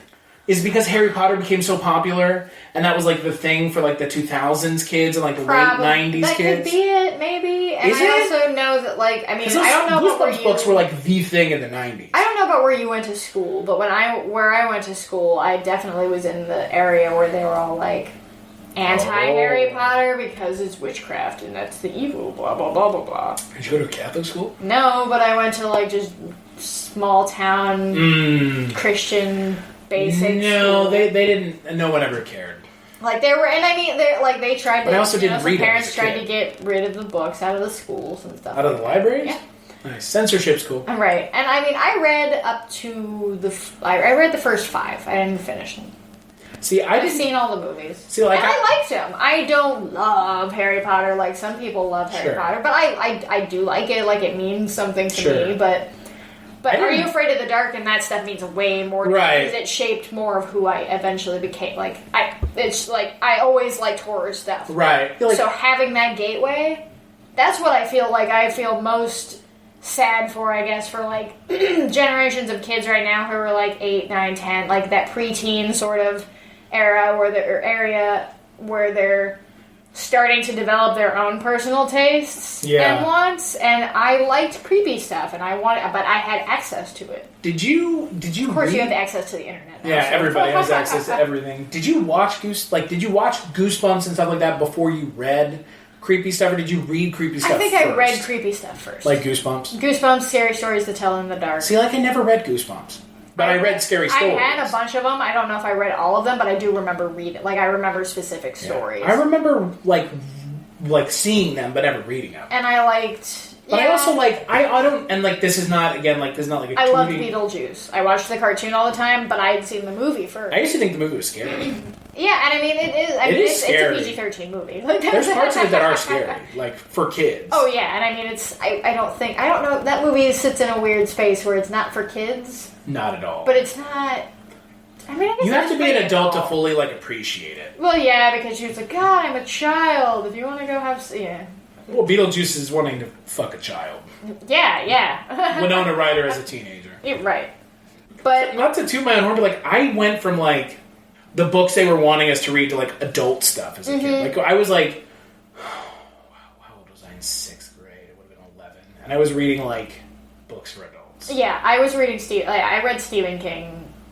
I think I probably read my first I think I read Graveyard Shift when I was 12. Yeah, I read The Relic when I was 11.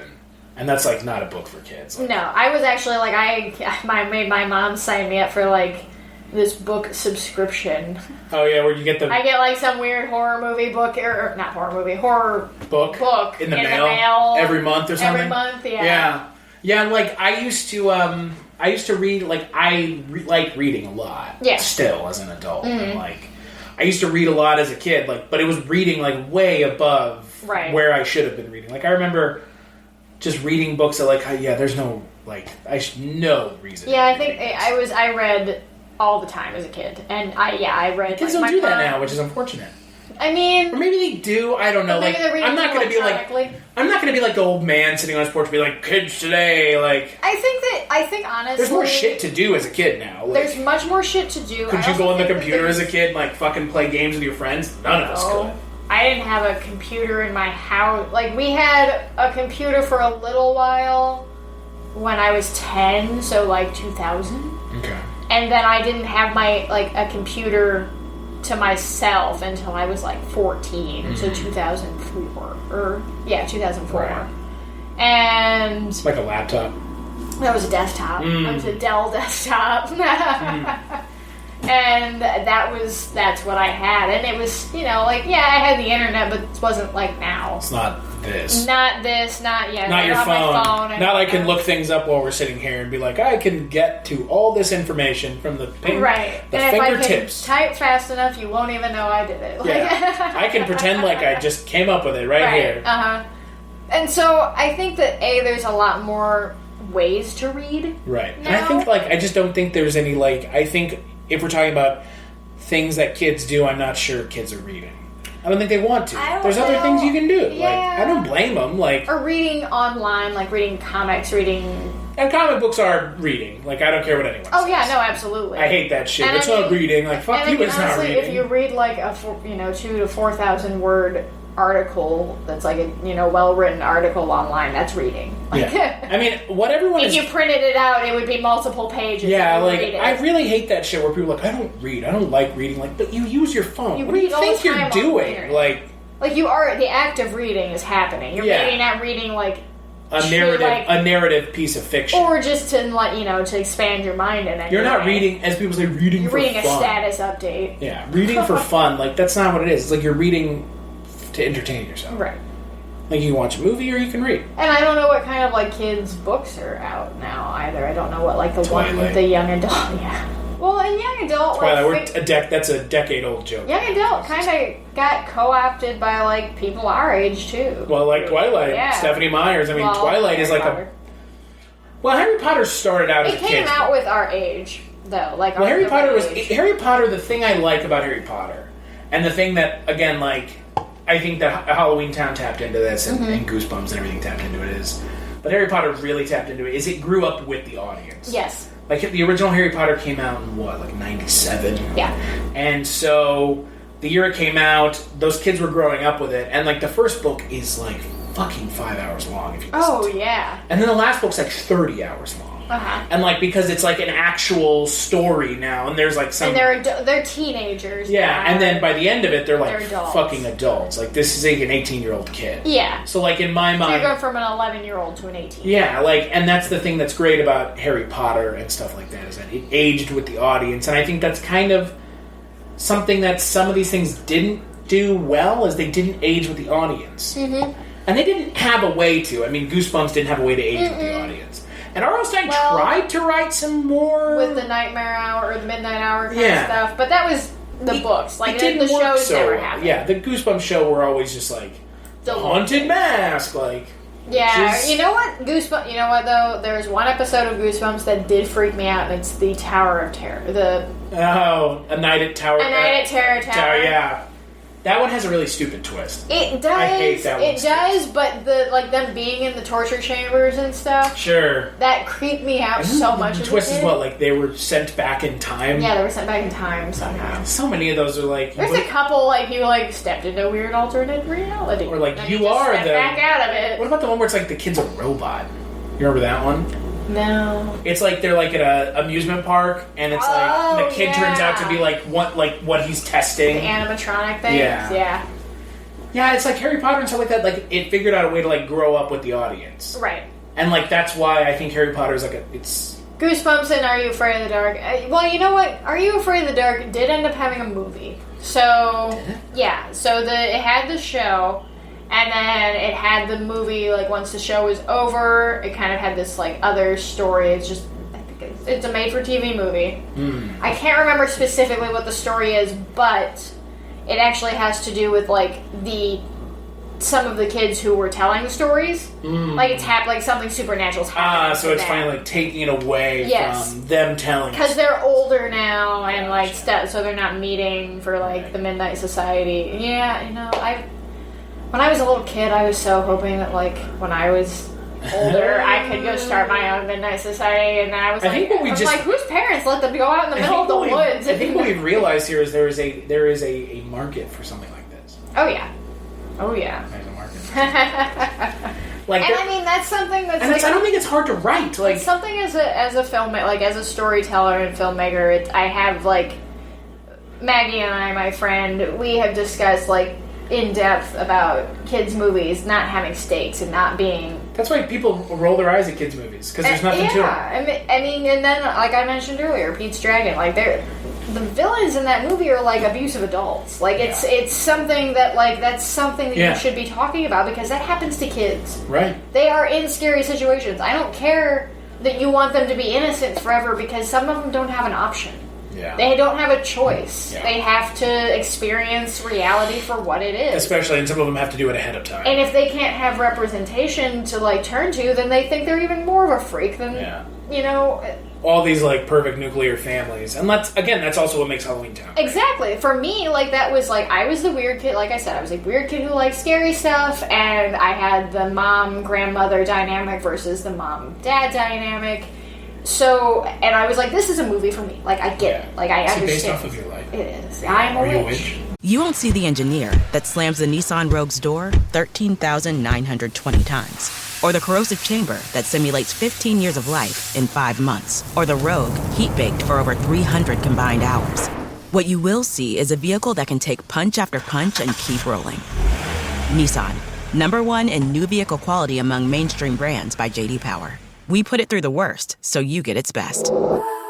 For J.D. Power 2025 U.S. Initial Quality Study Award information, visit jdpower.com/awards. Awards based on 2025 model year. Newer models may be shown. I am the queen of Halloween. I mean, you know what? You know what? Here's the thing that needs to come out. Is Halloween. Yeah, Akron's Halloweentown. They need to make, and I talked with John Cooksey about this. There needs to be an adult sequel. Yeah. Here they are as adults. And there's now Kimberly J. Brown and Joey Zimmerman. And they would just have their own kids do it. Yeah, which is fine. Do that Boy Meets World thing where they brought it back, but now it's his kid. You know what? The Boy Meets World Halloween episodes were always pretty good. Never seen it. Never even seen an episode of that show. Man. I didn't watch when I was a kid. I was watching Star Trek. I mean, same. But I never watched the kids stuff. The kids stuff that I watched was Even Stevens. Okay, I watched that. That was it. I watched everything. But I also don't maybe I did watch and I just don't remember. And I watched, but it didn't stick with me the way Star Trek did. I watched a lot of old so my Nana spoiled me with movies. She would buy pretty much everything. I had just a huge shelf that she built for all just Disney movies, just in their clamshell cases. And my favorites were always Did you know that those are worth something now? Click on this article and find out more. Right, exactly. Okay, whatever. See, they're all listed on eBay for $1,000. That means they're worth that, right? Yeah, well, they're sitting on eBay, not selling for a reason. Right. So.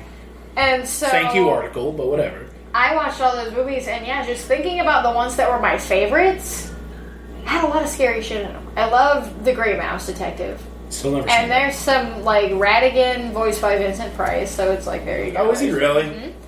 And there's some really, there's stakes in that movie. There's some really creepy elements to that movie. Page Master's another one where you actually get to go, into the horror world. Who voiced the Frankenstein book? Is it Leonard Nimoy? No. It was, so Patrick Stewart voiced Adventure, Whoopi Goldberg voiced Fantasy, and I don't think the guy who voiced horror was anybody as, well known as them. But yeah, I did. I just rewatched that movie not that long ago, and man, that paint when it drips out of the ceiling in the library. Leonard Nimoy is in the movie though. Yes, he is, but he's Dr. Jekyll, Mr. Hyde. Yes. Frank Welker. Oh, he's not a nobody. Well, he's not a nobody. I get. Nah, that's fair. Fred Welker, aka Fred from Scooby Doo. Megatron from fucking Transformers. Yeah. But I guess, name-wise, yeah, he's Patrick Stewart, Whoopi Goldberg. Yeah, he's Frank Welker is he's Joe DiMaggio, the guy who's the voice for Bender from Futurama, right? Or what's the guy's name? The guy who does Fry. Oh, Billy West. Billy West. Yep. He does the voice for the Red M&M too. He sure does. You know who's the voice for the Yellow? Who's the voice for Benny in? Not gonna say an unknown actor, but. Just not. It's one of those stereotypical cab voices. Do you know who does the voice for the yellow M&M? Do you have your mind blown? J.K. Simmons. Ah, that I can hear it. I can totally hear it. Isn't that wild? Man, he has so much. He's getting so much of those M&M, the dumb yellow M&M residuals. My favorite thing about the voice actors is Billy West did the voice for Fry so close to his own voice so that they could never replace him. That's true. He's like, I'm going to do this close to my own voice so you can never replace me.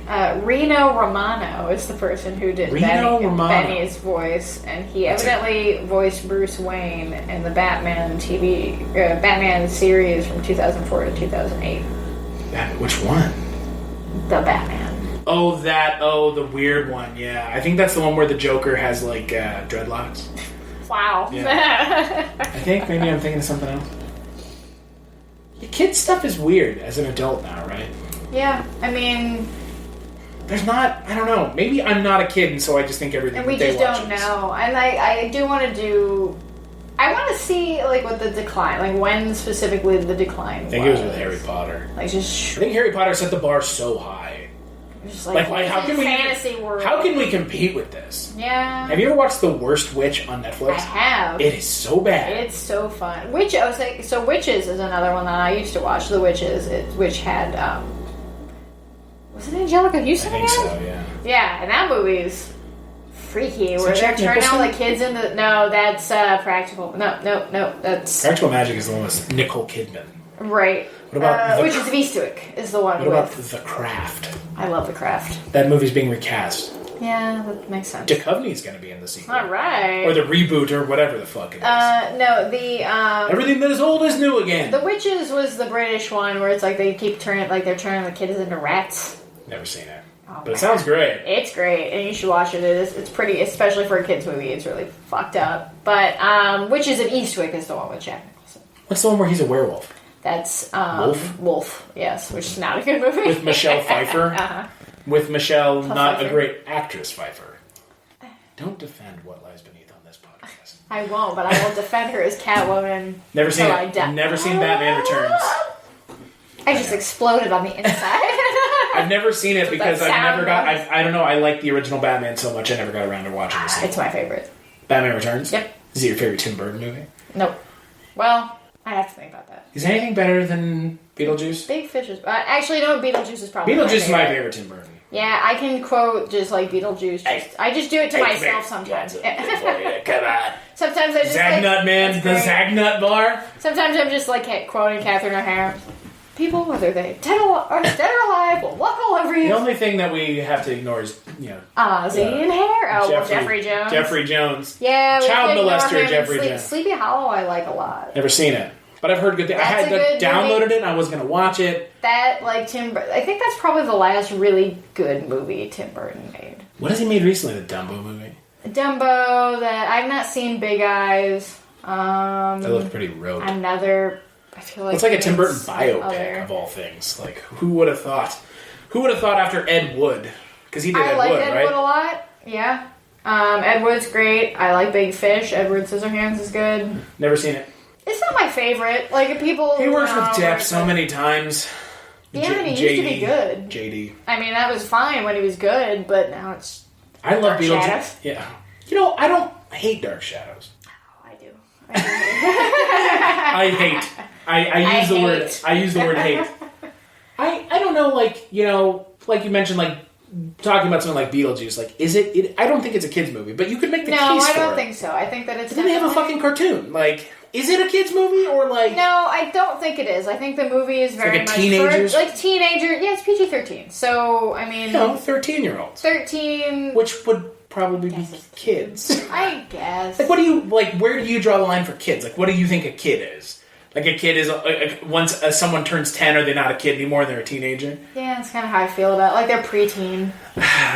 But what's a kid versus preteen? Is preteen 7, 8, 9? I think once you hit double digits, you're preteen. Like 10, 11, 12, that's preteen. Isn't 11 and 12 a teenager? You're in your teens? No, 13, 11 and 12. Well. Oh, yeah. No, you're right. 11 teen and 12 I'm an idiot. teen. Don't worry about it. I don't know how fucking math works. We're drinking mead. It's fine. Yeah, I don't know how math fucking works. So the last movie several movies that Tim Burton has done were Dumbo, Miss Peregrine's Home for Peculiar Children, which I did not see. Oh, that Big movie Eyes, was which him? I did not see. Yeah.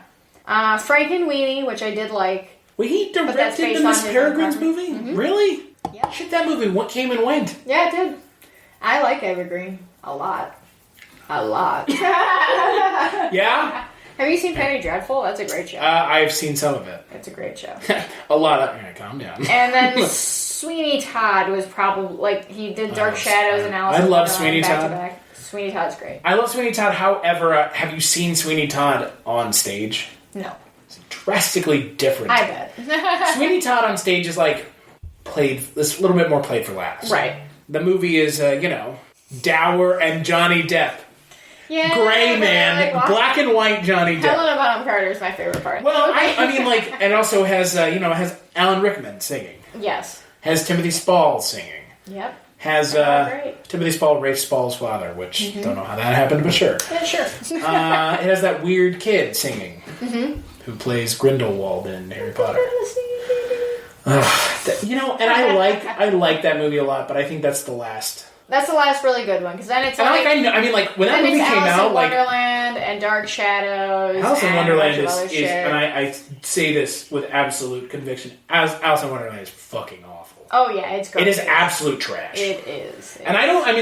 It takes a lot to get me to the point where I'm like, this movie's fucking garbage. But it's unpleasant to look at. It's just... And Johnny Depp is doing, it's too much. He's just too much of a... Was that 2010? Character now. Yeah. That's like Johnny Depp, 2007 was Sweeney Todd. Is that the last good movie Johnny Depp made was Sweeney Todd? Maybe. When did From I think it was Tusk. I'm not going to let that one... I'm not going to let Sleeping What Dogs about in. The Tourist? What about Mordecai? I forgot that movie even happened. Well, he didn't. He is regarded as one of the world's largest stars. I think that was probably his last good role, yeah, Sweeney Todd. I mean, Johnny Depp is like a lot, and again, this comes back to everything we were talking about. He hasn't grown up with his audience. No, and he hasn't aged well. I haven't seen literally any of the has not aged well. Pirates movies, so I couldn't tell you. Actually, the last thing that Johnny Depp was in that was good was Black Mass. Oh, okay. Black Mass was good. Even though Johnny Depp looked like an alien in the movie, like a weird alien man. With that weird, Yeah, the weird head. That hair is... Yeah, it was like, it looked like Bulbous, like a fucking alien. But Johnny Depp's fucking awful now. Yeah, well, I mean, he's he became a character. He became... I don't think he is Johnny Depp anymore. Yeah. The person Whatever is now the character... The person of Johnny Depp is not a human anymore. No. When you can make jokes about him wasting... Maybe he lives in Halloweentown. He would fit fucking right in. He would. He looks fucking cracked out and just flying around. But he was... I mean, is Edward Scissorhands a children's film? No. Kind of is, though. I've never seen it. But I know enough about it to know that it's like a It's like a... It's a Price's in it, so it's his last role. It's like an adult fairy tale, right? Yeah, I mean... And ostensibly fairy tales are for kids. I suppose. And it's PG-13. Yeah. Is it even PG-13? Might be PG. So, yeah, I think they're all PG-13. All of that era, like that specific movies coming out for Tim Burton were all like Beetlejuice, Edward Scissorhands. Was Pee-wee Herman, was that PG-13? I think so. That's a good movie. It is a good movie. I wouldn't say that. I don't... You won't see the engineer that slams the Nissan Rogue's door 13,920 times. Or the corrosive chamber that simulates 15 years of life in 5 months. Or the Rogue heat-baked for over 300 combined hours. What you will see is a vehicle that can take punch after punch and keep rolling. Nissan, #1 in new vehicle quality among mainstream brands by J.D. Power. We put it through the worst, so you get its best. For J.D. Power 2025 U.S. Initial Quality Study Award information, visit jdpower.com/awards. Awards based on 2025 model year. Newer models may be shown. No, is Pee-wee Herman for kids? That's a question. Original Pee-wee Herman on stage was not. Well. The show... Would you say the show was? I didn't watch the show as a kid, and I've only seen a few episodes of it now. So, I can't... I don't know. Like, for me, it would have bothered me as a kid. Like, I didn't like Ren and Stimpy as a kid when it was still technically for kids. They played it on Nickelodeon. Is SpongeBob for kids? Yes. But I think SpongeBob, and I haven't watched any of the new stuff. Whatever. I haven't watched it. Stuff? I mean, it's still on. Is it? I think so. It was on as recently as 2010. Oh, shit. So, at least to then, I haven't seen it. Yeah, Edward Scissorhands was PG-13. Yeah. And I think that for, like, those TV shows on Nickelodeon, like fucking SpongeBob and Rocko's Modern Life and Our Real Monsters and all of those were cartoons for kids with adult stuff thrown in. Yeah. That the kids just went right over their head, and the adults were like, "Oh wow, okay." Like Animaniacs. Yeah, like Animaniacs. I need you to fingerprints. With hello, ooh no. You know about that? Yeah, exactly. I need the fingerprints. And no, then thank you. Yeah. Hello, nerd, yeah, hello, like everything. and, Yeah, and that's the thing. I think that there's this weird line, and I wonder if it's just because it was on Disney Channel that Halloweentown feels so kind of for kids. It is for kids. Hocus Pocus is not for kids. Exactly, and that's the Disney kind of stuff. It's like Halloweentown's wholesome. Yeah, very wholesome. Whereas, like, you can get a little weird and risque outside of Disney. Yeah, so Hocus Pocus, like, dance until you die, yeah. like... Which, yeah, and the one mom is dressed up like fucking Madonna. with the giant cone tits. Yeah. And, like, there's a lot of, like... And Sarah Jessica Parker's character is a nymphomaniac. Boy! Right? I assume she's a nymphomaniac. That was the way I read the character. Yeah, well, I thought it was that she'd like to... she wants like preferred. Fuck kids, I don't know. I think young she boys. Prefers to eat, like to suck, like this essence of. That sounds terrible. What are you saying? That's horrible. Suck the essence out of young boys, huh? Like, what is Winifred Sanderson doing to that woman, to that girl? Sucking their essence out. It's awful. Soul. That's what sucking, it is. Yeah. But when you say sucking young boys, essence is out. I did not say that. You said that just now. That is. Sucking the essence out of young. Sound clip. Like Chris sucking young boys. And this guy's going to jail. That'll be the thing they dig up. Yeah. 10 years from now. Once you make it, that'll be the thing that destroys 10 years from you. now, you can clip this, put it on the internet. Sucking young boys. Essence is out. It's like fucking Always Sunny. Boy's whole, boy's soul. But yeah, Halloweentown feels wholesome, and that's kind of... It's endearing. Yeah. That's what I like about it, is that there's no weird... Like, there's no misinterpretation of anything. No. Like, in Hocus Pocus, you like we just did. Right, like, what do you just do? What do you say? Like I said, my interpretation of Sarah Jessica Parker's character is that she's a nymphomaniac. Hey, there was a show on Cartoon Network, I don't know if you watched it, but it was called Ed, Edd, and Eddy. I know what it is. And the three characters on that are just these three boys, and their names are Ed, Edd, and Eddy. But their, like, counterparts are the Canker sisters. Yeah. And they're, like, the female versions of them, kind of like the Alvin and the Chipmunk situation. Sure. But they, like, the boys don't like them, and they've, fought all over them. But they're, like, constantly, like, trying to, like, get them so they can... So the girls are trying to capture the boys so they can, like, kiss them and hug them. And it's, like... So it's kind of weird. Has it aged well? I haven't watched it since then, but I would say probably not. It was one of the much weirder shows for kids. Like, it was... There's, like, all kinds of, like, theories. It's like, oh, maybe this universe was... The kids were actually all dead, because you never see any parents. And right. They're all seemingly from different... Like, so you could... Like, some of them seem like they're from Depression time, and some of them are, like, 90s kids, and it's... just general internet conspiracy theories, but... Don't you love them? Yep. Yeah, I think the thing with Halloweentown that has aged well is the wholesomeness of it. Yes. I think, and it's wholesome but not to an obnoxious, over cheesy, like... It closes in on it. Hallmarky. It closes in on it towards the end. A little bit, yeah, but you don't get, like, that. It's not so much like... It's not like a Lori Loughlin Hallmark movie. Right. Which she won't be making anymore. No, she sure won't, but maybe she'll... They'll make a movie about her. They need to make those movies, like, 6 times Aren't they a year. making her a movie about her? I don't know, probably. She deserves Becky. it. Aunt Becky goes to jail. Full House sucks. Sorry. I've never seen it. It's boring. It's a boring... One of those just like every time we learn a life nostalgia. lesson. That's the nostalgia glasses for people. Fuller House. I didn't like it then. Fuller House. They brought it back. Yeah. Maybe they shouldn't bring Halloweentown back. Maybe they shouldn't bring Hocus Pocus back. I want to watch the new Are You Afraid of the Dark, though. I think that it looks like it could potentially be a good thing for kids. Like, I think that it, like... It's just yes, weird it's that got it the Are has You that Afraid name. of the Time. Right. And it is like the kids are around the fire, so they have their own midnight society. But I think Are You Afraid of the Dark works because it's not a story. It's just a set piece. It's an anthology series. Right. It's just, you just want some kids around a campfire telling stories. So And we're those going to put it under anthology this series umbrella that we already own. Yeah. Anthology series are so hot right now. But the like actual individual episodes Can be their own thing. Like Creepshow. Exactly. Kind of. Well, maybe this would be good. Well, hey, Creepshow's 50. I don't hate it. It's not a hate It's thing. 50-50. It's just not good.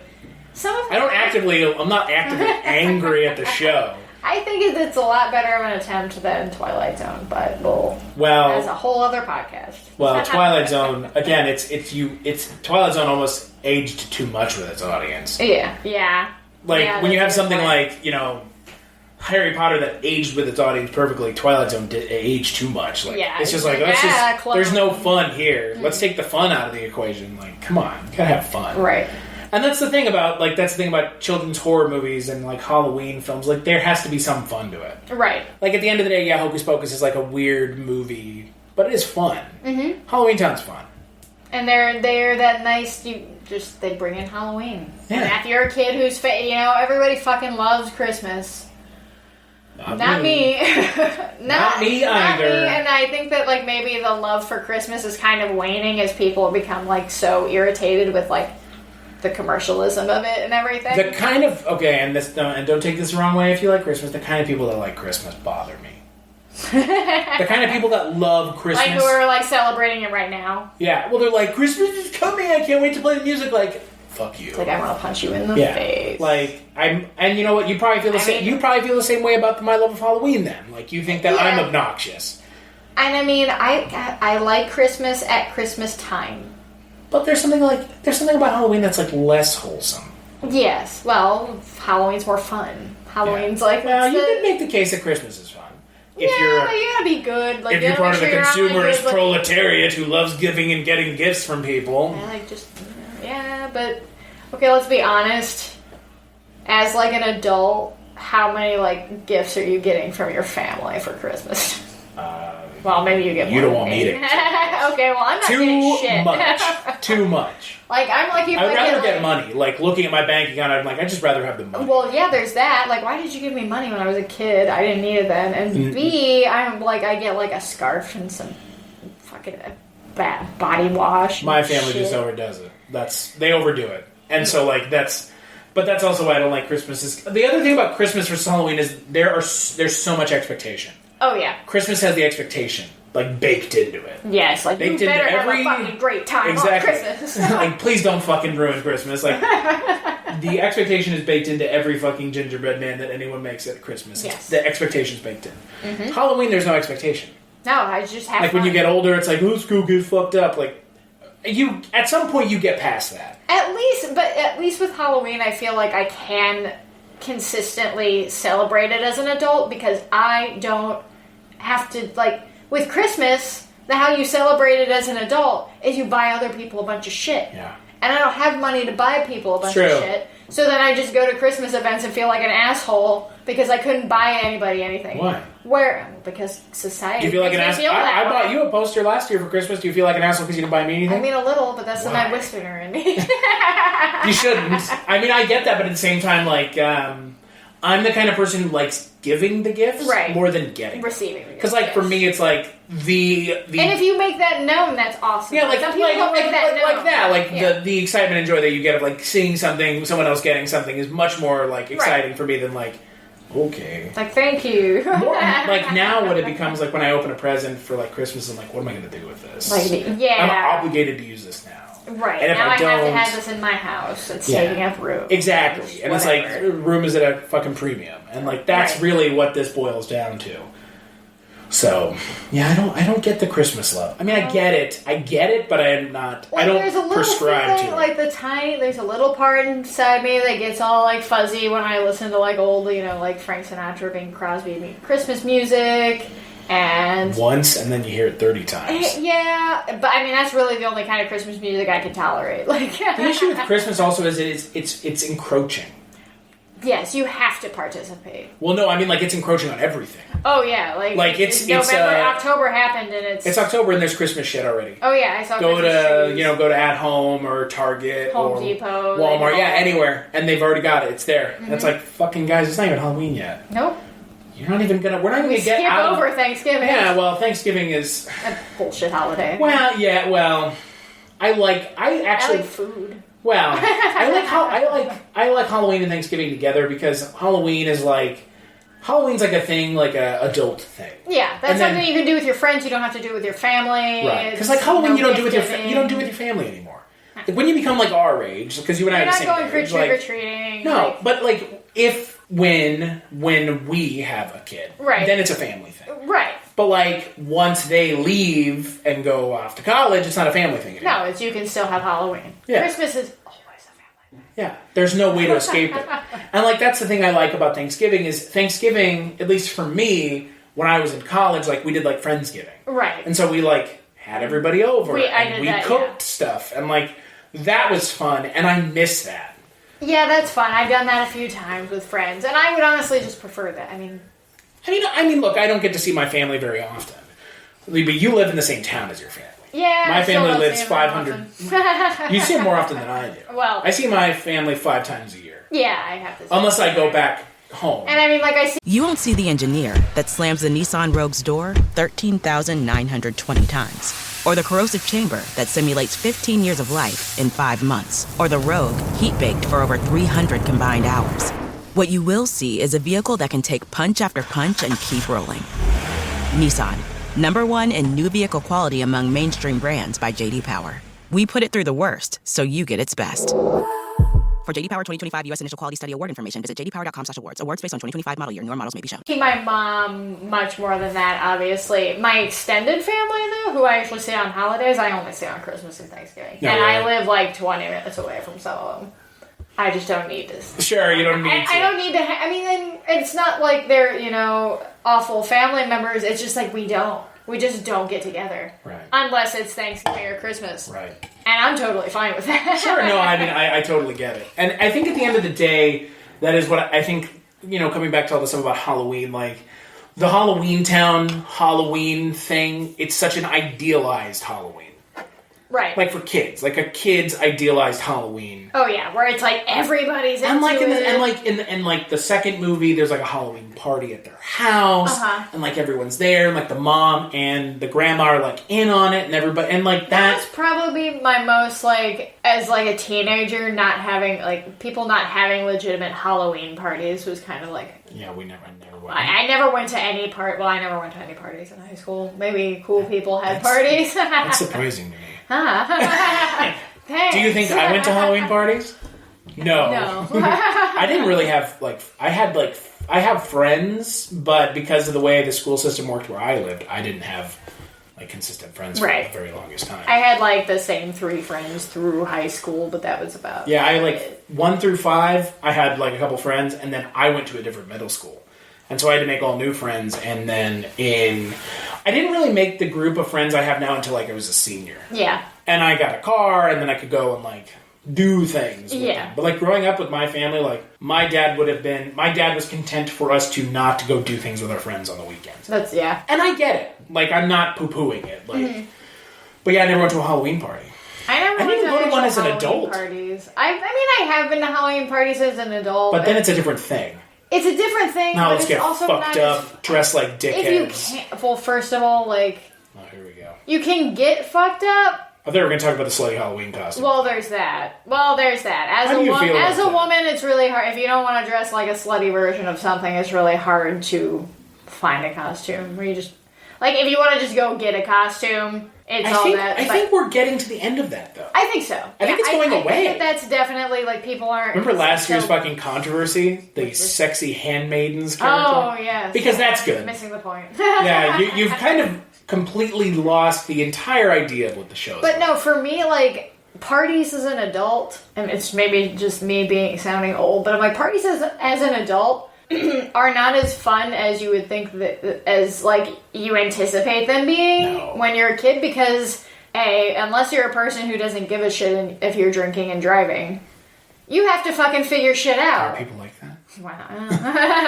I mean, I told you, I'm not an anxious person, but that's something that makes me anxious. Yeah. It's how am I going to get home? Even if I have one drink, I'm one drink, fine. If I'm not that far away from where I live, cool. Right.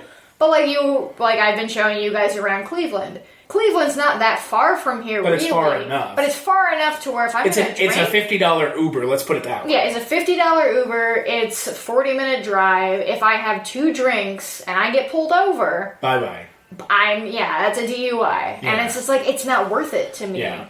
Well, and like, I mean, that's the same. I mean, like, where we live in Lincoln, like, South Side, not far from downtown, it's like a 10-minute drive. But I'm the same way, like, after trivia on Thursday nights, I get 2 free beers. And some nights I take advantage of it, and then some nights I don't. Right. Like, some nights I'm just like, I don't fucking care. And, like, people will be like, you turn down free beers? Like, I just don't feel like if I've eaten nothing all day, like, I know it's going to hit me way too hard, and, like, I don't want to go and try to drive home drunk. Yeah.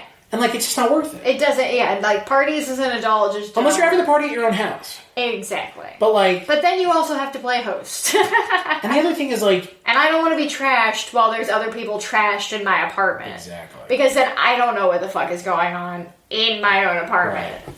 And I'm like, if you throw up on my couch, I'm going to be pissed. If you, like, break my lamp, I'm going to be pissed. Like... Well, and that's the other thing, like, now that we're adults and we have things. Yeah, and you like, imagine someone knocking a poster off your wall. Like, I'd be like, the fuck?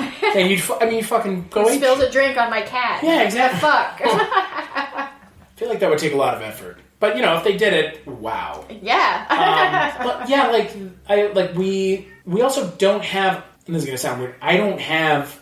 Because of, like, how we moved to Lincoln, and I don't work... out of the house. I work at the house. Yeah, so you're not, like, around a bunch of people. I'm not around a bunch of people, so, like, I've started making friends now where I work, doing trivia, but I have friends, and they're good friends, and they know who they are if they're listening to this. Right. But, like, my closer friends, like you, like Mike White, like Father Malone, they don't live anywhere near me. Right. I mean, we had to fucking fly here. Right. And I had to fly to go see Mike White. Right. Or Father Malone, and I'm going to have to fucking fly to go see Mike White. Like, the people I would rather... spend Halloween with are not anywhere near me. Right. And I mean, that's for me when I was up until now, like the last 3 years that I've been at the job that I'm at now, I always worked weekends because I worked at retail and restaurants, so I worked nights and weekends. So like it wasn't even an option. So it wasn't really an option. Right. Like it was like I can't host any parties because I don't want to host them after I get home from work. Right. Nobody wants to let me take any time off. It's just, it just didn't work out that way, and now... And, like, I'm not a big drinker anyways. Exactly, I'm not either, and, like... And if I want to drink something, I'm going to drink something not expensive, but, like, I'm not going to drink something where I'm drinking, like, 10 or 15. No. Even though I made that mistake last night, but that's different. So. I don't drink enough to get, like, sufficiently trashed anymore. And I mean... What's sufficiently trashed? Like, blackout drunk? I've never been blackout drunk. Like, I remember being drunk. It's so bad. Yeah. I mean, but if I get drunk and then I get sick. Like, it's just like... Yeah. Or like me today, where it was like... Or you're super hungover. I wasn't super hungover, but I was... Rather smoke and watch scary movies with a couple friends. Yeah, like that's my thing. Halloween I'd rather just like smoke weed and just like... Because like, I'd rather smoke weed than drink anyways. Oh, yeah, absolutely. And like, if you don't like that opinion... Fuck you, I don't care. You were listening to the wrong podcast. Yeah, like, and I mean, like, look, I will admit, like, I had not tried marijuana until 2018. Yeah, I mean... I never touched it for the longest time. Like, I was like, I was the person that a lot of people are when they're growing up. Like, I won't touch it, it's bad. Right. But, like, it's not. It's not. And, like, it's better than alcohol. It's an herb. It's just an herb. Yeah, that's what they say down at those head shops, huh? This is for herbs. This is for tobacco. Yeah, this $2,000 bong is just for herbs. Water pipe. Oh, right, yeah. Don't say bong, say water pipe. But yeah, it's like, also, this is going to sound weird, I don't have the kind of friends that want to get fucked up anyways. Yeah. Like, do your friends, like, that Not you have, really. like, want to get fucking trashed and, like, be belligerent and stupid? I mean, and I knew people like that, like, especially when I was working at restaurants and stuff, and it would be Halloween weekends, and, like... all the servers and stuff that would be like, all right, we just made a bunch of our tips. Let's Are we throwing the entire service industry under the bus? I mean, all the servers that I worked with at Olive Garden were, like, they'd make all their tips. Like, a grand majority of them would make a fuck ton of tips on Friday night. And then they would have... And Saturday night, and then they would blow them all on Saturday night at the bar. Like, they would all come in, and then come in Sunday... hungover and bitchy as fuck. Yeah, so and it's like, thanks. If you're a server this cycle that goes out there and blows all your money and then comes in and bitches at hosts because you're hungover and can't handle it, you're awful. Also, if you complain that you don't have any money. Well, yeah, that's what the fuck are you doing? Like, you know better. But so, yeah, no, like, those were not my friends, though. Like, I wasn't partying with people who were like, yeah, let's get fucking wasted, woo! And I've been like, yeah, let's go out and get drunk. But it's always for, like, a special occasion. Right. It's like a birthday. Like every day that ends in Y. Oh, right. Every day I wake up. It's a birthday, or it's like, St. Patrick's Day. But I haven't gone out on St. Patrick's Day in years either. But yeah, I just... there's so much more could go wrong than could go right with drinking for me. Well, and here's the thing, like, again, this also comes down to, like, and this is... It's turned into the world. This is a very esoteric connection to Halloweentown, but it's, again, like, we, like, that kind of behavior, like, I think I've outgrown it. Yeah, I mean, at some point, either you have that window to do it, and you do it, and you continue to do it, or you just, like, do it and then you outgrow it. Right. Like I did in college, like, 1 week, every night I got drunk. Right. From Sunday to Saturday, or Sunday to Sunday. And, like, that Sunday, at the end of it, I was like, No. Like, I was like, I can't do it. Like, I went to class hungover, and I only did that for 1 week, and I was like, this is a fucking mess. Yeah, I mean, I went to work hungover a couple times, and it was just like, I'm trying to, like, imagine doing that now, and I'm just like, oh, God. It sounds awful. Like, I don't want to be hungover. And I worked at restaurants when I did, like restaurants and stores where it's just people yelling at me about stupid shit that doesn't matter. Yeah, and sitting in class is not much better. And like, trying to focus on things, like, focus and give a shit, like, you have to, like, do the old, like, I gotta go run out back real quick. Boot and rally in the back. Like, it's one of those things where it's like, I think there was a moment where I did it. Yeah. And I outgrew it. And, like, I think outgrowing it is part of this, like, I don't want to go to parties because I'd rather stay in my house. Way, You know who says that, right? I party in my own way. In ways that I can't legally mention here. I would rather just, like, hang out at my house. Yeah. And, like, drink and at my invite house. a couple people over that. Honestly, just, like it's really, like, I hang out with, like, 1 or 2 people. Like, our game night, so you met one other part of my game night, Maggie. Our other friend... I met the person who you split from. You met my clone. She's 2 years younger than me, so she's split really? from me. Yeah. Yep. I thought you were the same age. Nope. I mean, we're pretty much the same person. Like I told you last night, and I'll tell you this again, like, I don't think you... I mean, you probably do realize how lucky you are. Like, to have a friend that close. Yeah. Like, and I mean, I've had, way back when, and I still have friends with I do have a couple very close friends. Maggie's one that I've made in my adult life. Sure. So, and we connect, like, on artistic paths and right, movies and just all kinds of stuff, and yeah. She's not just your friend, she's also your creative partner. Right, exactly. And so, yeah, I would much rather hang out with just, like, a couple really good friends and watch shit like Halloweentown and kind of, like, dissect it and talk about it than go out and party and at the bar. Not remember the night before and be $100 less in the next day. Oh yeah, no, that's the other thing is the money. It's fucking expensive to drink. Yeah. I mean, especially if you can't, like, I'm a tiny person, so it does not take a lot for me to get drunk. Were you drunk last night after one cider? No. Okay. No. How many would it take? Like 3. just 3? Yep. 3, and I'm pretty buzzed. If I were to drink a 4th, I would teeter on probably feeling... You won't see the engineer that slams the Nissan Rogue's door 13,920 times. Or the corrosive chamber that simulates 15 years of life in 5 months. Or the Rogue heat-baked for over 300 combined hours. What you will see is a vehicle that can take punch after punch and keep rolling. Nissan, #1 in new vehicle quality among mainstream brands by J.D. Power. We put it through the worst, so you get its best. For J.D. Power 2025 U.S. Initial Quality Study Award information, visit jdpower.com/awards. Awards based on 2025 model year. Newer models may be shown. The audio commentary. It's a dying art form, but here at One Track Mind, I, your wonky yet affable host Ryan Luis Rodriguez, analyze film through the prism of these embryonic forms of podcasting, one audio commentary at a time. Masterpieces, crapster pieces, live action, animation, cult classics, films literally no one has ever heard of. No track is too small and no track is too big. Join me and my guests from the entertainment world as we keep these features alive every other Tuesday. Hey, who else is going to discuss Bill and Ted's Bogus Journey one week and Citizen Kane the next? Us, that's who. Sure, you have to put up with my voice, but there's a certain give and take in this industry. That's One Track Mind, part of the Someone's Favorite Productions family, and available wherever you get your podcasts. Sick territory. I was at 9 last night. Yeah, that would just... I would have I mean... I would have not been able to come way. out and meet you today. I know that if I wasn't on vacation, I wouldn't have done that. Right. On fucking Saturday. Well, on a Saturday night, like, with other people, but not just, like... By yourself. Well, no, you were by yourself. You were with your... But, you know, you guys were just sitting... But let me put it this way. I was the one drinking. Well, that's true. Yeah, that's fair. But, like, I also, like, on vacation, trying beer I've never had. And, like, I drink maybe... I don't want to take it home with me, like... I drink lightly once a week, because on game nights, like, I'll have a glass of wine or two. Yeah. But... Or 3. No, just 2. Is that your limit? Yeah, for wine and... How many glasses of wine is it? Like, 2 is a bottle? 3 is a bottle? 4 is a bottle? 3... I think 4 is a bottle. What's a Maggie pour? and I would go through a bottle and about 2 glasses each. Oh, okay. I don't drink wine.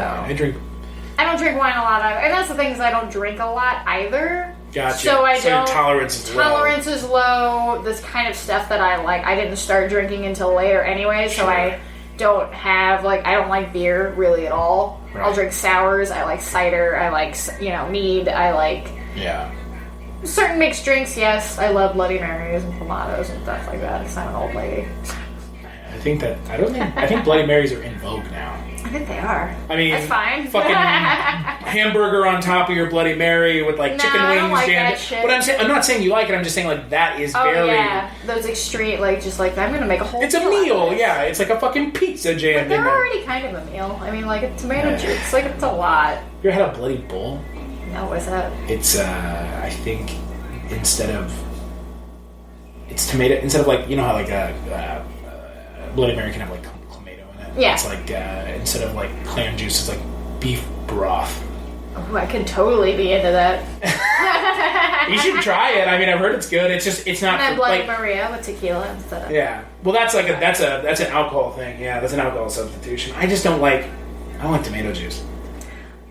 I didn't realize I did. That like mouth coating thing. Yeah, it's like thick and kind of. I get that. It's like you don't like tomato soup. It's viscous. No grilled cheese and tomato soup for you when you were a kid. No. That's how I feel like peanut butter. It's not that I didn't like it. My mom never made it. That's fair. My mom didn't make it. My mom didn't make peanut butter either. She didn't make like peanut butter and jelly sandwiches. She's just hand making peanut butter.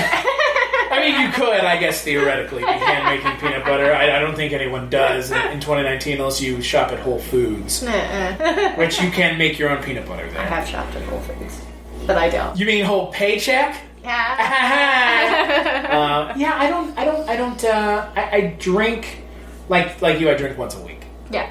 What I drink. And if I didn't have game night, it wouldn't even be that. Yeah.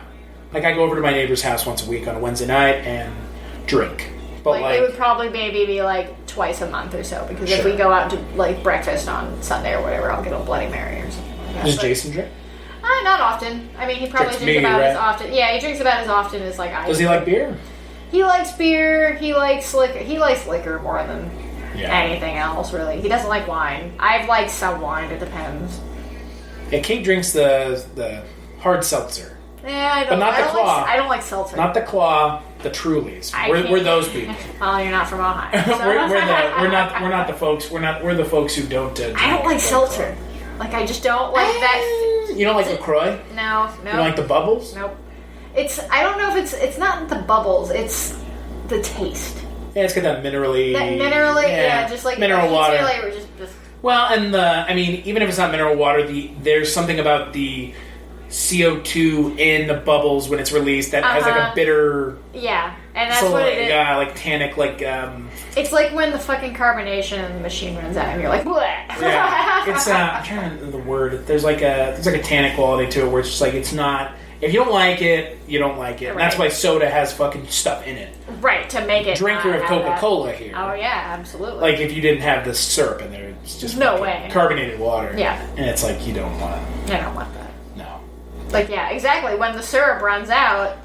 I've had to change many of those syrups out. Yeah. And when you do... Yeah, and you know, like, drinking once a week I think is okay. Mm-hmm. But, yeah, like the Halloween party thing, like parties and stuff, like I just can't get down with it anymore. No. Not that I ever could to begin with. Yeah, and I don't even think, like, you know, like the Halloween parties and like movies and Halloweentown and all that. I don't think teenagers are really hosting parties like that. You know what I mean? Maybe they are.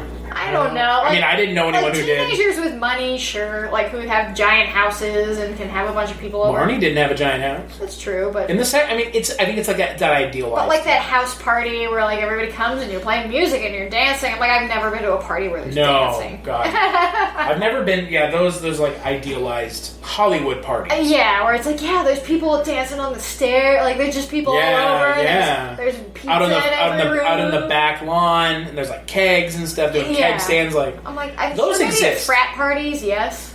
I think those house parties standard high school parties. I think those house parties have to exist. I mean, any party that I went to in high school, was fucking like maybe 2 pizzas, a bunch of Doritos and Mountain Dew, and like DDR. So a cool kids party, right?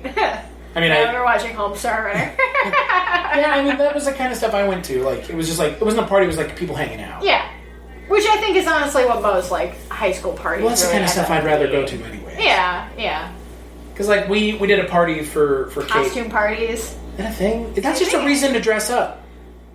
I think costume parties And then you say more dress like up when you go slutty. out. Yeah, and then you say dress up slutty. Yeah. Like, that, you don't need to add that. I don't need that, yeah. But I'm glad that that's going away. Yeah, I think that definitely, that sort of 2000s era of... Sexy cop. Sexy cop. Sexy nurse. Sexy nun, like all of it. Sexy nun. That is a thing. Yep. I mean, sexy nun's been around for a while, but...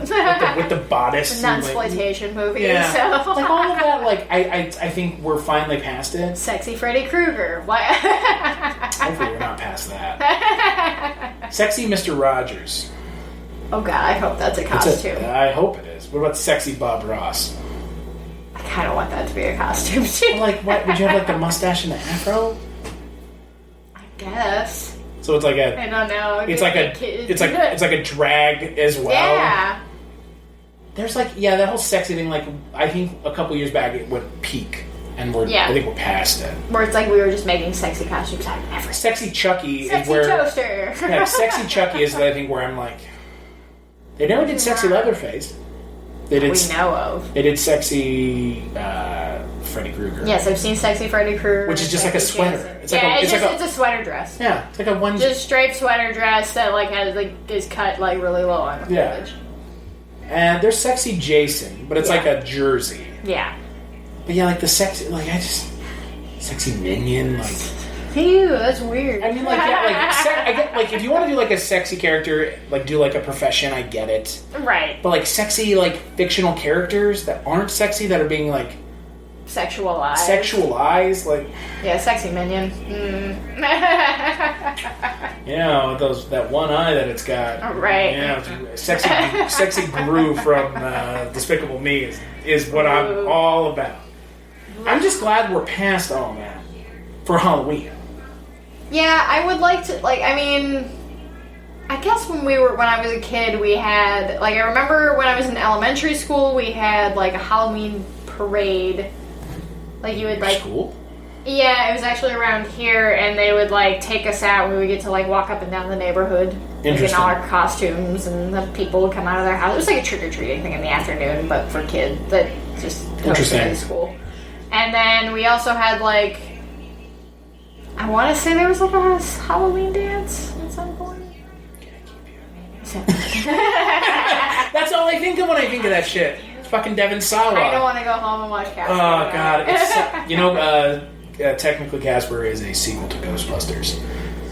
Who'd they kill? Dan Aykroyd is in that movie as a Ghostbuster. Oh yeah, totally. You gotta call somebody else.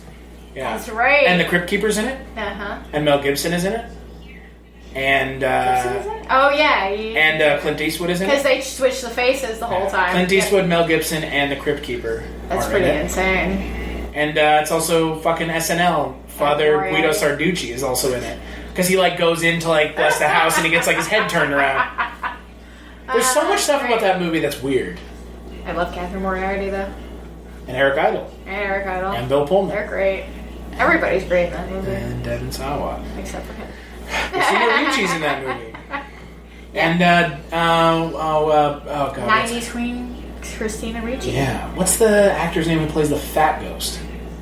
Brad, the guy from Everybody Loves Raymond. Oh, yeah. The tall guy. Brad, God, what's his name? I know who the other one is because I interviewed him when we did the Casper podcast. Joe Napodi is Stretch, and he's fucking fantastic. He's the best one with the fucking... he's the one that kills Bill Pullman. Yes, he does. Yeah. Now, Halloween... We didn't have like a Halloween party. They didn't even let us dress up. Really? On Halloween, they did like dress as your favorite... elementary school. They did like dress as your favorite book character. You can't let high school students get away with that because they push it too hard. Well, yeah, I'm sure. In elementary school, it was just like dress as your favorite character from a book. So I remember, and like, it would have been like 1997, I guess. 1997, 98, and I remember like little kids, like people in my grade running around with like ghost face masks because it was Scream. Like, I mean, Scream just came out then. Yeah, sure. I mean, in my parade, I was a kangaroo. My Nana handmade me a kangaroo costume, and it had little gloves that were in the shape of like little kangaroo hand mittens. It had a giant tail that was stuffed, and it was held by like fishing line to my back, so it actually. You have a picture of this somewhere? I'm sure I do. I used to still have my mom might still have the costume. That's amazing. Which My I'm parents too still tall have. for it now. My parents have my costumes. My mom made a Teenage Mutant Ninja Turtle costume for me that had the shell that was like detachable with Velcro, and she like made it by hand. That's awesome. That's what my Nana did with this, and I mean it was good. Like it had the hood, and it was warm. That was the genius part of it. I was like, she made me like this warm costume, like a onesie. and I was like walking around. It was a onesie. It was great. But I was a vampire. Like I was Dracula one year for Halloween. I just painted my. Do you dress up now? Not as much as like I have in the last few years. You've missed your calling. You know what you should dress up as? Gozer. No, well... You won't see the engineer that slams the Nissan Rogue's door 13,920 times. Or the corrosive chamber that simulates 15 years of life in 5 months. Or the Rogue heat-baked for over 300 combined hours. What you will see is a vehicle that can take punch after punch and keep rolling. Nissan, #1 in new vehicle quality among mainstream brands by J.D. Power. We put it through the worst, so you get its best. For J.D. Power 2025 U.S. Initial Quality Study Award information, visit jdpower.com/awards. Awards based on 2025 model year. Newer models may be shown. It was going to be a Ghostbusters character, but Gozer's a good one. Oh, well, Annie Potts. Yeah, why not? Janine Melnitz, come on. I've been called and then Jason can be fucking Egon. Could be. We would be creative. Yeah. I collect spores, molds, and fungus. Well, but we were also going to be Gozer and Rick Moranis. I mean, that's a good one, too. Well, why not... because you don't have long hair. Right. Yeah. And I'm not going to have long hair. Hold on. You're not going to have long hair again. Ever again. Ever again. Never. Never, ever. Never again. But, yeah, I was Velma. You can see that. Velma was a good one. I was the Invisible Man one year, which was great because I, totally wrapped my head, in everything and had black glasses and, my hair kind of stuck out because I had short hair at the time, again, so it was, all... And you've been K-Mac in Twin Peaks. I was K-Mac, yep. Yeah, I dress up as more male characters than you've been Fox Mulder. You've been Fox Mulder, right? I have not been Mulder, but I should. But isn't that just me and Maggie? She goes Mulder and Scully. Isn't that just K-Mac though? And Dale Cooper, it's just the same thing. Yeah. Fucking trench coat and everything else is. K-Mac, yeah, because I wish that X-Files crossover happened. I mean, Duchovny was in Twin Peaks. I know, but he wasn't Mulder. He was Denise. I mean, yeah. Yeah, if Kyle McLaughlin, if Agent Dale Cooper just came to help Mulder and Scully out with a case one day. Jesus Christ. Missed opportunity. Missed opportunity. It's a missed opportunity, but they also redid the show. Yeah. They were on at the same time. Shows. Weren't they on at the same time? Yeah, I think so. Or at least the same year. I think so, yeah. I think somewhere the universe would have collided. Fucking exploded. Just K-Mac and Duchovny on screen at once. But then you have who's the other character for Scully? She doesn't interact with anyone from Twin Peaks. No, that's true. She would just be constantly infuriated by Mulder and them just hitting it off. Yeah, and they're just damn it. They're just like this. They're like fucking two peas in a pod. Just these fucking. Yeah, exactly. That's what it would be. So, but yeah, as an adult, I haven't. I mean, I was the Chatterer. You've seen the Chatterer mask, and then I bought a Hellraiser costume. The mask was shit, but I bought it for you mean for the full pinhead? bodies. Yeah, Oh, dear God. For, like, a full, like, pinhead suit. Yeah. But the mask that it came with was shit. So I just wore the Chatterer mask that I have with that. And that was pretty awesome. What did you do with the costume? It was just sitting in a box somewhere? Probably, yeah. That's amazing. And then those are probably... You should just like wear that costume out. Without the mask. Just walking around. Just walking around like a very weird S&M bondage I have suit. my like little like Rubik's Cube. Yeah, exactly. Yeah. I have one of those as well. Yep, I have one of those. I saw it on your fucking bookshelf. And I was like, oh wow. Yep. Oh, no, I haven't dressed up for Halloween in a long time. I have a Ghostbusters outfit that I built, but it's like the suit. It's like the flight suit, and then like I added all the things to make it scream. Right. I haven't dressed up. Because I don't have anywhere to go. Like, this year I'm doing trivia on Halloween, so I'm going to wear my Ghostbusters outfit. Like, Jason and I think it was before we were married, probably like the first or second year we were dating, we went out with our friends. Probably this weekend, whatever, you know. Sure, the weekend before Halloween or whatever. Because as an adult, you can't go out on Halloween. Right. Unless it's on the weekends. Right. And so we went to the bars right down where we were, and we just kind of impromptu dressed up because I had some fake blood and fake teeth, so I went, I pushed my hair up pretty high, and I had, these glasses on, so it was like 80s vampire. Sure. And I near dark. Yeah, and I had my blood running down my face or whatever. And Jason went basically as my victim, and he was disgruntled office worker. So he had a tie that was really loose, and his shirt was untucked halfway through. And there was just blood down his. Has he gone as the main character from Monster Squad yet? No, but he went as Herbert West one year from Reanimator. Oh my god, that's his calling right there. I know. That's his calling. His perfect calling. He went I was like, you need to dress up. We weren't even dating at that point in time. I'm like, but you need to dress up as Herbert West because... Dude, you don't see it. Right. Come on, man. And he was great as it. And I mean, he knows that movie inside and out, so he can quote it. Sure, yeah. Well, yeah, you mentioned... What was I supposed to say? Cat dead? Details later? Well, like you said, the thing with Gozer and Rick Moranis, again, yeah, we could definitely do that. Yeah, if you see it, yeah. Mm-hmm. I think you'd want to wear a fucking lycra fucking spandex. Yeah, we'd have to get a spandex suit and then put a bunch of Would you want to do that? I could. It's not a could thing. I mean, you'd have to do your hair different. Yeah, I would have to give yourself that fucking flat top. Aim for the flat top. That would hurt. That would hurt me inside. You should just both go as Gozer dogs. Oh, we could. I could go as Morrissey this year. Yeah, and I think with getting older, dressing up now becomes more of a thing.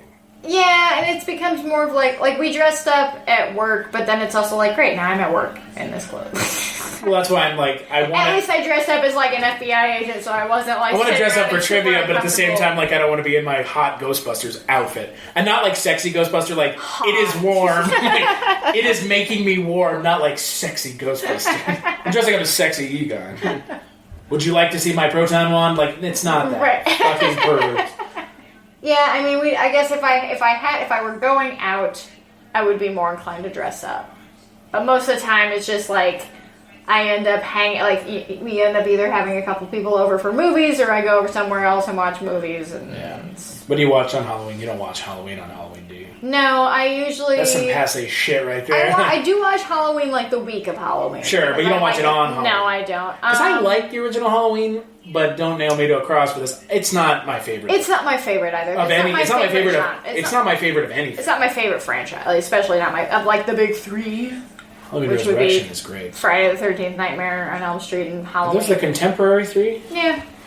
From that era. Yeah. Well, that's... the tail end of the 70s to the mid-80s. Yeah, those are the original three monsters. The three, when monsters... Before, after Dracula, after all those monsters. Even though I think... the slasher... I think Hellraiser, fucking Pinhead should be in that conversation. He should, but he's not, because he's a little too... He never got fun. That's the thing, is he never got sell out funny. I guess Hellraiser kind of. Have you seen 3? That's true. I've seen all of them. Yeah, Hell on Earth, Hellraiser 3. I guess he did, but he's not in them as much in the sequels. No, but in 3 he's very jokey. That's with. Are you ready for your close up? J.P. Monroe. Yeah, everything about that is just that movie's goofy as fuck. But I like that movie. But it is goofy as fuck. But Halloween, like, what do I generally? I watch Halloween like the week of. Right. I do like to watch Charlie Brown. Never seen The Great Pumpkin. Never seen Wow. Okay, well, I got a rock. But, is that something I should see? Yes. Yeah. I mean, well, it's a classic. It's fun. Do you watch the Halloween or the Christmas one too? Mm-hmm. Oh, yep. I watched the Christmas. I like the Rankin Bass stuff. We had that conversation last night. Yeah. That sappy melancholy shit just doesn't land with me, unfortunately. Like, I don't watch like a specific movie on Halloween. I guess like I kind of like. Do you watch something new or watch something that you've never seen before? I try to mix it up. Like I try to keep like a mix of like because there are ones that I like to revisit. Who doesn't? But I like to try and at least get, like, one new thing that I try to watch, like, in October, I try to watch something every day. Yeah. Except for this one. I've kind of fallen short on this trip, but that's fine, because it's vacation, so... You still have plenty more days. I still have 10 more days, so I'll be fine. So I usually go with, like, a theme or something. So if I, like, pick, like, I'll do a double feature of something that either, like, I have seen and then something I haven't seen. So they kind of, like, go together. Right. And I mean, now... You know who you could be for Halloween? Rocky Horror Picture Show. The whole thing? Well, everybody. Jason could be Brad Majors. Uh-huh. And, thinking like Columbia. Columbia is short. I mean, magenta is... So when I was in high school, and if... You'd have to have a wig. Yeah, I'd have to go as Riff Raff. I mean, I'd be impressed if you pulled that off. I mean, you could. When I was in high school, I went to high school in Norton, if anybody listening is from Ohio. And next to Norton is a town called Barberton. And there was a theater there that's a one-screen theater. Like, you walk in, there's a screen. Yeah. I don't think it's open anymore. But from, like, 2006 to, like, 2008, like, religiously for, like, 2 years, every other weekend they showed Rocky Horror. And every other weekend me and my friends went. And it's sad that those kinds of theaters are gone. It was $5. And, I mean, like, we went and... It's a whole other world. I don't know if it's a whole other world. Yes, and yep, I've been once. I'm sure there were things that, like, I was there when I was, like, 15, 16, and, like, seeing some stuff I probably shouldn't have seen. Not at 15 or 16. But that was, it was... Because they're notorious for shaming the virgins. Oh, yeah, but it was a world that I was like, yes, like, this is... Yeah. There's something a little, there's something definitely taboo about it, but it's still safe. Like, I'm not, I'm not in danger. Right. But it's These people are fun, they're world. Fun weird. Yes. They're not dangerous weird. They're not trying to, like, hurt you and make They're not walking around the streets screaming at each other. And if you are, you go there, and if you've never been there before, you get the V on your head for being a virgin. But they won't make you do anything. And you also don't have to, tell them that you are. No, you don't. Which, the first time and only time I went, I definitely didn't tell them, because I'm not going to be... I can still quote it with the best. What was my initiation? I think I had to, like, Lady and the Tramp a Twizzler with my friend. Oh. Which was whatever. Actually, the one I went to, I think you didn't... The theater was too big. The place I went and saw it... was like more like a palace kind of... Yeah, it was like a two-tiered theater. So, I like Rocky Horror, though. I love Rocky Horror. The first time There's the one character I would go as, but I don't think I could pull it off. Frankenfurt. Eddie. Yeah. That's the only character. And Kay would have to go as Columbia.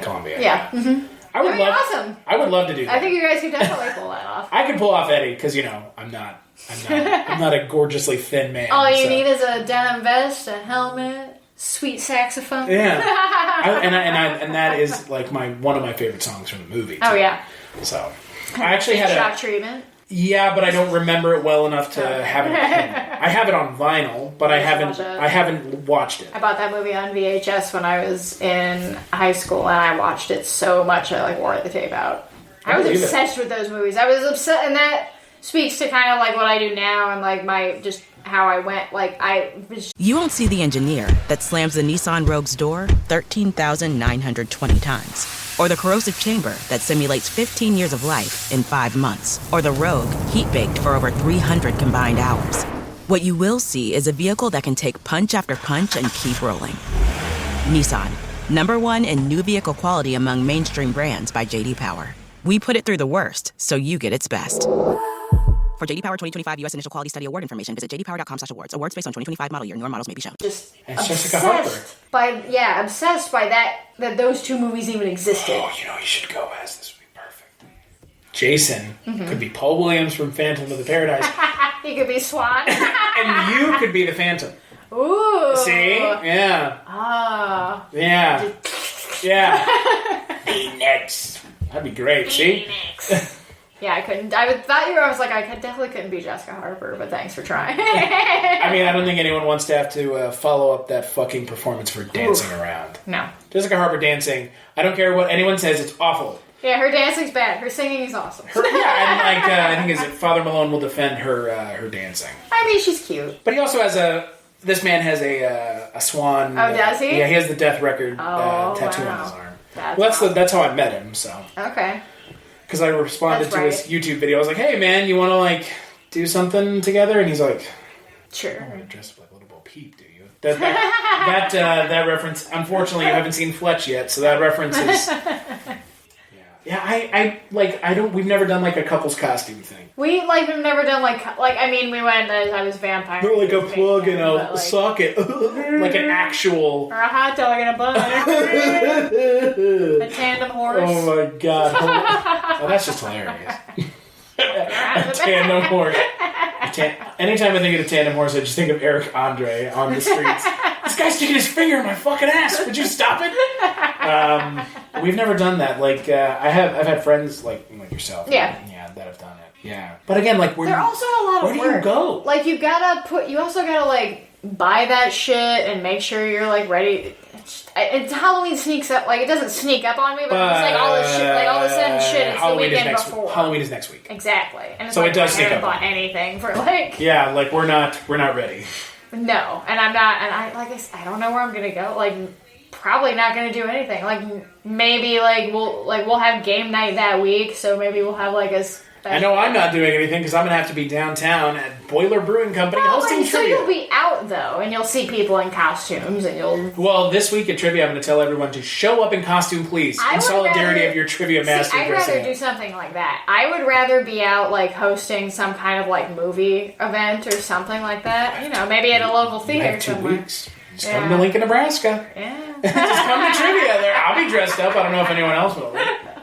But, I was dressed up for Harry Potter trivia, and there was one person who dressed up. She came in her robes and everything. That's awesome. I would like to host a Halloween event, at a theater or something like that, and then you get to see people come out and whatever, and then you're more of an observer at that point than have to participate. Sure. Well, I'm doing all Halloween horror stuff for the trivia because I'm super excited.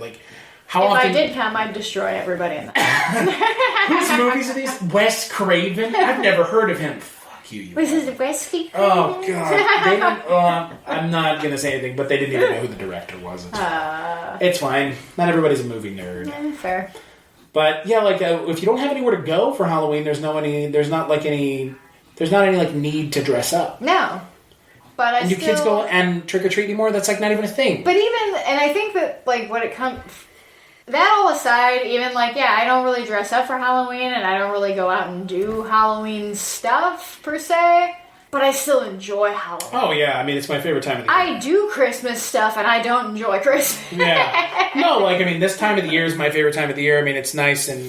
It feels it's just everybody... I like that everybody kind of now is, joining in on the Halloween, love. Where it's okay, cool. Everyone's embracing the spooky stuff and whatever. You can always tell when the people are just I like horror movies. What's your favorite horror movie? Well, not to shame anyone for being I like Halloween, but if you there's liking Halloween movies all the time. Yeah, exactly. 365 days a year. But something about doing it in October makes it feel It's that atmosphere. It's that time of the year. That's that feeling the Halloweentown brings out. But it's just exactly. It's you can't replicate it because it takes place 2 months out of the year. I still feel you can still feel like a kid around Halloween. Exactly. I don't feel that way around Christmas anymore because I feel now I have to spend money. Yeah, now I have obligations. I have to spend money on other people. I have to make sure that I can, go to this family's, and now I'm married, so I have to go to my husband's families and my families, and it's It's just two like us, and just move away from one of them so you don't have to go to either. Probably is going to happen. That's what we did. Away from both of them. That's what we did. They just come to us, and the other family, we don't even worry about it. Well, who gives a shit? And, like, that's... Makes things a lot easier at the holidays. Halloween is just, I think that it's more for everybody than... Halloween ages better with you as you get older. Than any other holiday. Because there's, like... Yeah, because, like, when you're a kid, it's, like, the trick-or-treating. Yes. And when you're a teenager, you can... I mean, I went... Like, you know, inviting your friends over to watch spooky movies and whatever. I didn't trick-or-treated when I was a teenager. We weren't allowed. I mean, I tried. My friend and I was 18 and I went trick-or-treating, but I went with, like, a group of friends and I went on, like, a lark. Like, there's a picture of all of us. Like, I don't remember what I was. Honestly, I think you should be able to go trick-or-treating until you're, like... Yeah. All through kids high is school. shit. It's not just for kids. You're taking the fun out of the holiday by doing those for kids. But, like, we went, like, my friend John at the time, he doesn't look like it now, but he had, like, a goatee and long hair. So we're like, you're Jesus. And he went around, like, dressed up and, like... And we had a fun time, like, as teenagers. And you're not being assholes about it. Like, you're not going and, like, smashing people's, like, decorations. We were just going around, like, you know, having a good time, all of our friends. And, like, there you go. But, like, then you get into the adult thing, and then some adults are just like, fucking Halloween parties, getting drunk. And other ones are like, let's just hang out. Yeah. And then you, if you have kids, then it's like you get to take you get to take them trick or treating, or like Jason and I go to horror conventions occasionally, and you see like people taking their kids to those. Yeah, and so it's like it's the holiday that I think that everybody gets to participate in, no matter what you're doing. As opposed to Christmas, where it's like now you have to buy everything. There's two things: it's Christmas when you're a kid, kid to like 18, where it's like you get presents. Yeah, and then when you're an adult, it's like you give presents. And then eventually you host Christmas. Yeah, like, and like my dad's always not like, me. Like, what do you want for Christmas, Dad? Nothing. Okay. And I used to be like, why don't you want anything? But now I'm just like, I get it. Oh, I get it. Because the other thing is, like, as an adult, like, if I want something, I'm just gonna go buy it. I'm just gonna get it. Yeah. And if I want something that I can't just go get because it's too much money, I'm sure as fuck not gonna ask somebody to buy it for me. Right. You know what I mean? Like, I'm not going to ask... No, exactly. I'm not going to ask my mom... I'm almost 30 years old. I'm not going to ask my mom to buy me, like, a brand new MacBook Pro. Sure. Unless she offered, and then If she offers it, great. Yeah. But I'm not going to be like, hey, Mom, I could really use, like, a $3,000 computer. Yeah, if you're looking for something for me for Christmas, this $3,000... I could use a new car. Yeah. I could use a new... Like, it's just... You want to pay my rent for a year? Like, that kind of shit. Like, it's like, that's not real. No, that's not real. So that's what I want. Yeah, but that's like Christmas doesn't age well. No, because it's like, you just... It's not for you at a certain point. Well, yeah. Well, it's you playing a role. Yeah, it's not to participate in the family. Yeah, it becomes like you. Yeah, I think Christmas is too focused on the family part of it. Yes. Like, do you celebrate Christmas with your friends? I got you something for Christmas last year, but like I didn't like invite you to my house. Not that I said I wouldn't have, but like Maggie and I had like a weekend where we watched a bunch of old like Christmas movies and drank and other things. Drank other things. Drank and consumed other substances. Praise the Lord in our own special. Yeah, and I mean spirit of the season way. But like on Christmas, no, you can't. You can't. You're supposed to go to your family. Yeah. Or on Christmas Eve, no. You go to church. No. Praise the Lord. Actually, Christmas Eve is my favorite now because I don't have to do anything. Yeah, right? As an adult, Christmas Eve is great. Jason and I, I don't know what you and Kay do, but we aren't huge on, like, gift giving because it's just kind of like, it's all our own money.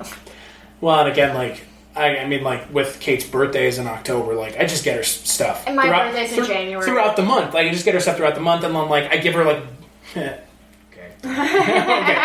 I'm gonna say this, and it's not what people are going to interpret. I give her, Jesus. I give her one big thing on her birthday. One big gift. God, there's no way to get around it. I give her one big gift on her birthday, and it is. God, is there any way to say this without saying special? It doesn't sound like a pervert, but like I give her one thing on exclusively. You give her one gift. Yes, for Christmas. On our birthday. Yeah, on Christmas, like, I think we overdo it in my family, but that's a different story. Yeah. But on Christmas, like, I tell her, like, let's not overdo it. Like, if my parents want to overdo it, fine. Right, yeah. And, like, my mom, I love my mom to death, but my mom goes crazy at Christmas. Yeah. But that's fine. Like, I can't stop her. I can't tell her no. Right. But, no, like, for, like, birthdays and stuff, like, no, I just give Kate, like, one big thing on her birthday, and I give her a lot of small things throughout the month. But yeah, we just, for Christmas, like, we'll give, like, maybe, like, exchange, like, one gift, like... It's too much expectation. Yeah, like, it's you're one expected gift, to do... And also, like I said, like, we share a bank account, so it's not like I'm kind of like, please don't buy me something super expensive because I know we need that money. we need the money for something else, and, like, I was telling Kate that I was like, we need to, like, I'll buy you stuff, but, like, don't buy me stuff. Right, yeah, well, it's just like, okay, it's one of us. So we'll exchange, like, a small gift on Christmas Eve, and then we'll watch, like, Gremlins. Yeah. And that's great. Yeah. Like, I like to do that. I put up a little Christmas tree. a fucking Christmas movie. Yes, it's I put up, like, a little Christmas tree, because I do like the Christmas light glow. Is it a black Christmas tree? No, it's not. You can get a black Christmas tree. I should get one. I can actually get a normal sized one now because we have an apartment where. Well, they also sell normal sized black Christmas trees. I should get one of those. Yeah, we're thinking about getting one because we threw away our Christmas tree last year. And I threw away our old one, and I like that Christmas glow, but Christmas Eve I would rather have than actual Christmas Day because Christmas Day is like, oh. The expectations are here. And you can't fucking go anywhere because everything is closed. I don't mind that. It's like the one day of the year where I'm like, everybody's here. As long as I made sure I like got my groceries and shit that I needed beforehand. Well, with my family, Christmas Day is Ukrainian Christmas. Oh, so you got a fuck ton of food. I'm expected to cook a fuck ton of food. Yeah, no, we go to my aunt's house at like 5, and then we wait for dinner. Because like it was originally like my dad's mom did it, and then then my mom did it when my dad's mom got too old, and then she obviously passed away. And now Kate and I are the ones taking over that tradition. Right. Because I don't trust my sister to do it. Right. For multiple reasons. But yeah, like that, like for us there's that expectation, but at the same time, like I like that you can't go out and do anything on Christmas. I'm okay with that. You can go see a movie. Yeah, that's the only thing you can do. I used to work in a movie theater. You won't see the engineer that slams the Nissan Rogue's door 13,920 times. Or the corrosive chamber that simulates 15 years of life in 5 months. Or the Rogue heat-baked for over 300 combined hours. What you will see is a vehicle that can take punch after punch and keep rolling. Nissan, #1 in new vehicle quality among mainstream brands by J.D. Power. We put it through the worst, so you get its best. For J.D. Power 2025 U.S. Initial Quality Study Award information, visit jdpower.com/awards. Awards based on 2025 model year. Newer models may be shown. Hello, filthy movie lovers. My name is Gentry Austin. And I'm Casey Scott. And we're the hosts of The Sin Syndicate, film podcast for something weirdos, anti-criterion bros, and Joseph Sarno aficionados. Join us semi-weekly as we peer into the adults-only theaters and sticky-floored cinemas of the golden age of sexploitation, when the morals were loose, the laws were murky, and the intercourse was all simulated. Find us now on the Someone's Favorite Productions podcast network.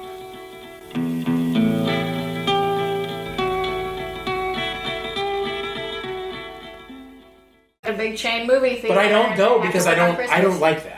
Oh, and I love the people who are like, I'm so sorry you have to work today. It's like, no, you're not. You're here. You're here. You're why I have to work today. You fucking asshole. You specifically are why I have to work today. And you know what, like... Well, I mean, it wasn't always that, though. Like... No, and it's not like on fucking Thanksgiving. Because people, like, we opened up our presents, we have nothing to do now, let's go see a movie. Yeah. Well, and, like, also, I mean, think about Thanksgiving. Like, I did not go and shop on Thanksgiving when I was a kid. No, but now I go with my parents to shop on Thanksgiving. See, my mom and Nana used to be all about Black Friday when I was a little kid. I hate that shit. And then I worked in retail, and I hated it even more to be at fucking work at 4 a.m. for stupid people to get their doorbusters, and they get pissed off. Am I a stupid person? I mean, I go because what else is there to do on Thanksgiving? Stay at home? But here's the thing: like, if you're done at 4 in the afternoon, like.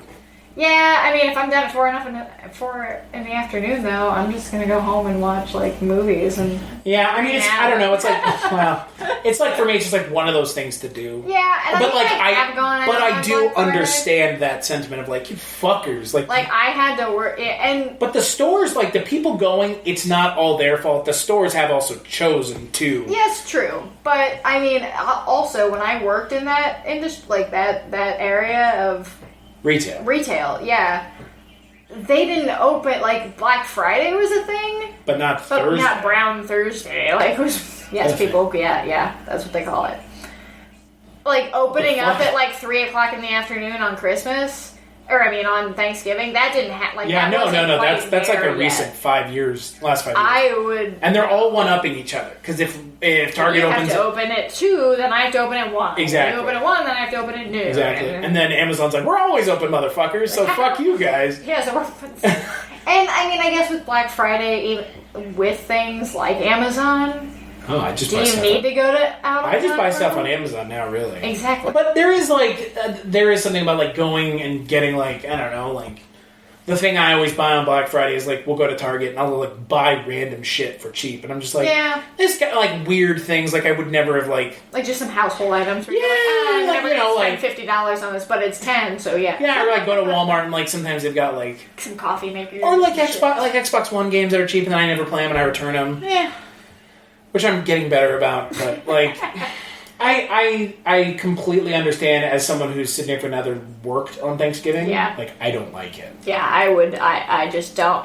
As like Black Friday, go ahead. Midnight on Black Friday, fine, go ahead. Whatever. Thanksgiving, You need to, go for it. Thanksgiving, you don't need to. You don't need to buy whatever that is right now. And that's another that's another thing about Halloween. Like Halloween, you don't have to buy shit. No, there's none of that. No, the only thing you buy is the candy and the costume. Right, and the decorations the day for after your house. Halloween, all the candy's 50% off. Woo! And everything. Go to Spirit. Yeah, Spirit on the day after Halloween is the best day of the year. That's Christmas. Cheap. Yeah, exactly. You can go buy everything in the store for 50% off because they don't want to keep it. Oh yeah, because they don't want to store it. I mean, it's going to be outdated next year, so. You say that, but... Well, that's true. Spirit this year, like, if you go in the first week of them being open, they're like, this is just the stuff from last year. Like, what? Like, I asked the guy, he's like, yeah, we put the stuff, because they're, like, still waiting for the trucks, but they want to be open. Right. So they just put the stuff from last year out that they didn't sell. Oh, that's a good point. But they don't, like, sell it for cheaper. It's just they don't. Full price again. For another season. You should have bought it after Halloween. Yeah, you should have bought it last year, assholes. And if you didn't, now it's your own fucking problem because you're paying full price for it. But yeah, Halloween, I think Halloween for me is like, it's that holiday that has no religious connotation. Right. Well, unlike Easter or anything else. Like, not religious, like, overt, mainstream Christian. There's no like Christmas songs about boys and mangers. Yeah. And then Christmas is like too overly religious and too many expectations. And Thanksgiving's just like, I think Thanksgiving is one of those holidays, like, I don't get it really. I mean, you eat food and that's it. And now it's become a shopping thing. Now it is a shopping It's a shopping thing, and now because they couldn't keep it on Friday. What is Thanksgiving really supposed to be? About how we, like, broke bread with the Indians? We give thanks. And then murdered them? We're all a lot more aware. If you want to be a cynic, we're all a lot more. I think we're all a lot more aware of that now. Well, yeah, it's lost the kind of glow of. And now it, like you said, now it's just Christmas. It's just like pre-Christmas. Well, it is what you do for Christmas. Yes, it's like you eat all this food so that you can then like go bulldoze through people to buy Christmas. You go buy cheap TVs that are going to break within a year. Oh yeah, and then you'll be there again buying another TV. Yep. So slightly bigger and slightly less expensive. Yeah, and it is weird to me that that's now what it is. Yep. But Halloween doesn't have that. No, it just stays the same, and that's what's great about it. It's like it's just. And it weathered the bullshit. It weathered the kids with the razor blades and apples that never happened. Right. It weathered the poisoning of pixie sticks and it weathered, satanic panic of the 80s. Yeah, it weathered all of that, and it's people like it. But people don't trick or treat anymore. That's like a. Well, I think the idea now is that trick or treating is not safe. Or it's like, I remember trick or treating at night a couple times when I was a kid. But then as I got older, it got progressively earlier in the day. And now I think they have it like 2 o'clock in the afternoon. Yeah, or trunk or treat. Which that seems even scarier. It's like, here, let me throw their kid in the fucking trunk.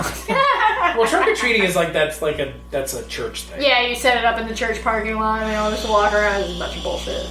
That's lame. Trunk or treating is lame. That's not real trick or treating. That is the lamest. You go to houses, you walk through their decorations, or they're not. You can't tell if they're. You knock on the door and you say, you say trick or treat. They give you candy. You walk the fuck away. Yeah, and sometimes you can't even tell if they're open. Yeah. Sometimes you go up and it's just dark and they don't have anything. And you're like, okay, yeah. Next. I like that. I miss that. Mm-hmm. Yeah, I wish they had like a. I did see. You know how you can trick or treat again. Well, I mean, I could trick or treat. I could totally like dress if I dressed up as like someone. But have a mask on. Yeah. And like we'd be like, oh, I'm a tiny person. Hey, little girl, want some candy? Like, oh, I don't have to talk. No, just be like, put on a Michael Myers mask. Just be like, she's dumb and she's dumb and she's dumb and deaf, like that lady from the Singler. Oh my god, you could, yeah.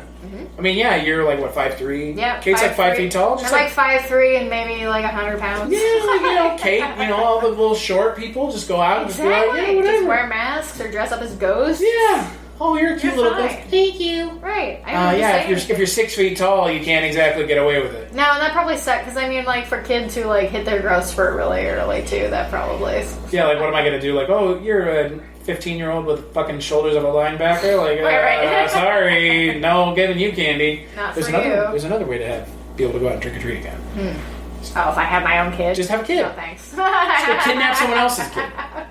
You know what? Actually, the way to get around it is ask your friends who have kids that don't want to go take their kids out trick or treating if you could take them out. So few of my friends have kids. Yeah, no, I get that, but like that's another like. Yeah, I do. Workaround. Like, I don't want to go out. Okay, well, I'll do it for you. You want me to take your kid with me? Yeah. We'll go to all the fun places. And then I'll steal all their candy. Yeah. I'll steal all your kids' candy. I have to check it. This is the Aunt Jess tax. I have to take half of your candy. Well, I have a niece. Eventually, my sister had a baby, I'm going to say 3 or 4 months ago. Well, there you go. And so eventually, when that kid becomes old enough to trick or treat, you can go with them. I can do that. Yeah. See, and there's that. Like, and that is also the thing about Halloween that I like is like it does. You go from it being you with someone else to you by yourself to you with someone else again. Right. Even if it's not your own. Right. It's child, just like another. Oh, we're having want to come over for Halloween? We'll go out with the little ones and trick or treat. Right. Yeah, like cool. Pumpkin carving is always fun. Yeah. As long as you don't put too much expectation on it. Right. Right. Which I feel like you know. Nah. You don't download from the that's me. I'm a fucking perfectionist. I mean, I have done that before. I get too wrapped up in it. But I get too I'm gonna be done with this. Yeah. So no, I'm not the perfectionist Halloween. That's me. My ex used to be that way when he would host like Halloween parties. We'd have our friends over and we'd have like everybody would carve their pumpkin and he would be the one with the meticulous. It's like no, stabbed, carved, starved, like just whatever. Yeah, no.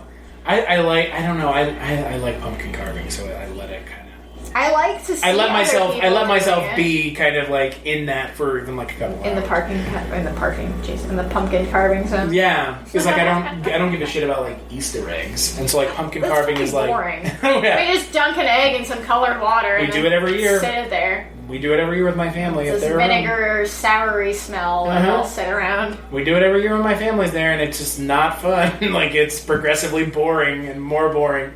Oh, are you even hiding them for anybody? No, like, you're just like, making them and then you've got them in your fridge, and you're just like, do I want to eat this egg? I mean, you can. I know. They're hard-boiled eggs. I suppose. I just don't understand. I don't eat a lot of hard-boiled eggs. They're not good for you. No, I like They're high in cholesterol. Deviled eggs are great, though. Deviled eggs are good. Just do deviled eggs and don't even fucking dye them. Right, exactly. Just eat deviled eggs. Just make deviled eggs and don't even dye them. Peeps suck. Yeah, well... Easter's a bullshit holiday, too. Well, Easter is like a weird... Well, Easter is a very pseudo-religious thing. But it's like, it also doesn't have to be. No. Like the Easter Bunny and like all that shit's like it's also very kids, but like... Easter is really only a holiday that kids are doing. Well, it's one of two things. It's either a kid thing... You either go to church or it's a kid thing. Yeah. Yeah. Because it's like... Well, now they're getting into like the adult Easter egg. Dinner. But they're like getting into the adult Easter egg hunt thing where it's like we're hiding bottles of liquor. Right, yeah. Like hiding it in the eggs. Like, what the fuck? Like the little tiny bottles of liquor. Like shooters. Like little shooters. Like, yeah, that's becoming a thing now. Well, I saw this event, I think it's next week around Cleveland or whatever, and it's adult trick-or-treating, and I'm like... Are you just like? Is it just trick-or-treating for booze, or is it like trick-or-treating just for candy? Like what is? I don't know what it's specifically. Well, and here's the thing. It comes back to like Christmas, right? Like when you're a kid, you couldn't just go buy candy. No. As an adult, I can just go my buy ass can go down to Walmart and buy 100 fucking pieces of candy and sit in my living room and just eat them for fucking all day. My mom's not going to take them. And no one's going to say anything to me, and I could sit and get fucking diabetes sitting on my couch, and no one's going to say a damn thing to me. Maybe Wilford Brimley. Yeah. But you know what I mean? Like, if I want something, I'll just fucking buy it. Yeah. I want 100 Snickers, But I'll just buy 100 mini-sized Snickers. Fuck it, I don't And that's care. why just many layers of Halloween, because You won't see the engineer that slams the Nissan Rogue's door 13,920 times. Or the corrosive chamber that simulates 15 years of life in 5 months. Or the Rogue heat-baked for over 300 combined hours. What you will see is a vehicle that can take punch after punch and keep rolling. Nissan, #1 in new vehicle quality among mainstream brands by J.D. Power. We put it through the worst, so you get its best. For J.D. Power 2025 U.S. Initial Quality Study Award information, visit jdpower.com/awards. Awards based on 2025 model year. Newer models may be shown. yeah, sure, I can do that. There's But something I'm inherently still fun about going out. Yes. But Halloweentown. Halloweentown. It's a good movie. Turned into a Halloween podcast. Well, I mean, look, the thing about Halloween is I don't know. Like, Father Malone is super into it. Mhm. And him and his wife, Jess. If I had a house, I would probably be more into it. Like, I mean, you should outwardly. see, inwardly But our... also, you've seen the way my house is decorated. Yeah, well, like, that's the thing. Like, our house is similarly decorated all the time. Like, I've got... Which is movie posters. Yeah, I've and primarily mine are horror movie posters. Yeah, I mean, like, I have a so- Jaws, Alien, and I want to get an and I had a Bram Stoker's Dracula in our, like, living room. Like, yeah, and, like, we have black cat shit all over the place because, Right. like you, we own a black cat. Right. So, like, yeah, it's always there. I have that. Like, I have a giant Camp Crystal, like, sign in my office Yeah, like, and all that. Yeah, my office has, like, all sorts of weird... If I had a house, though, I would decorate the outside.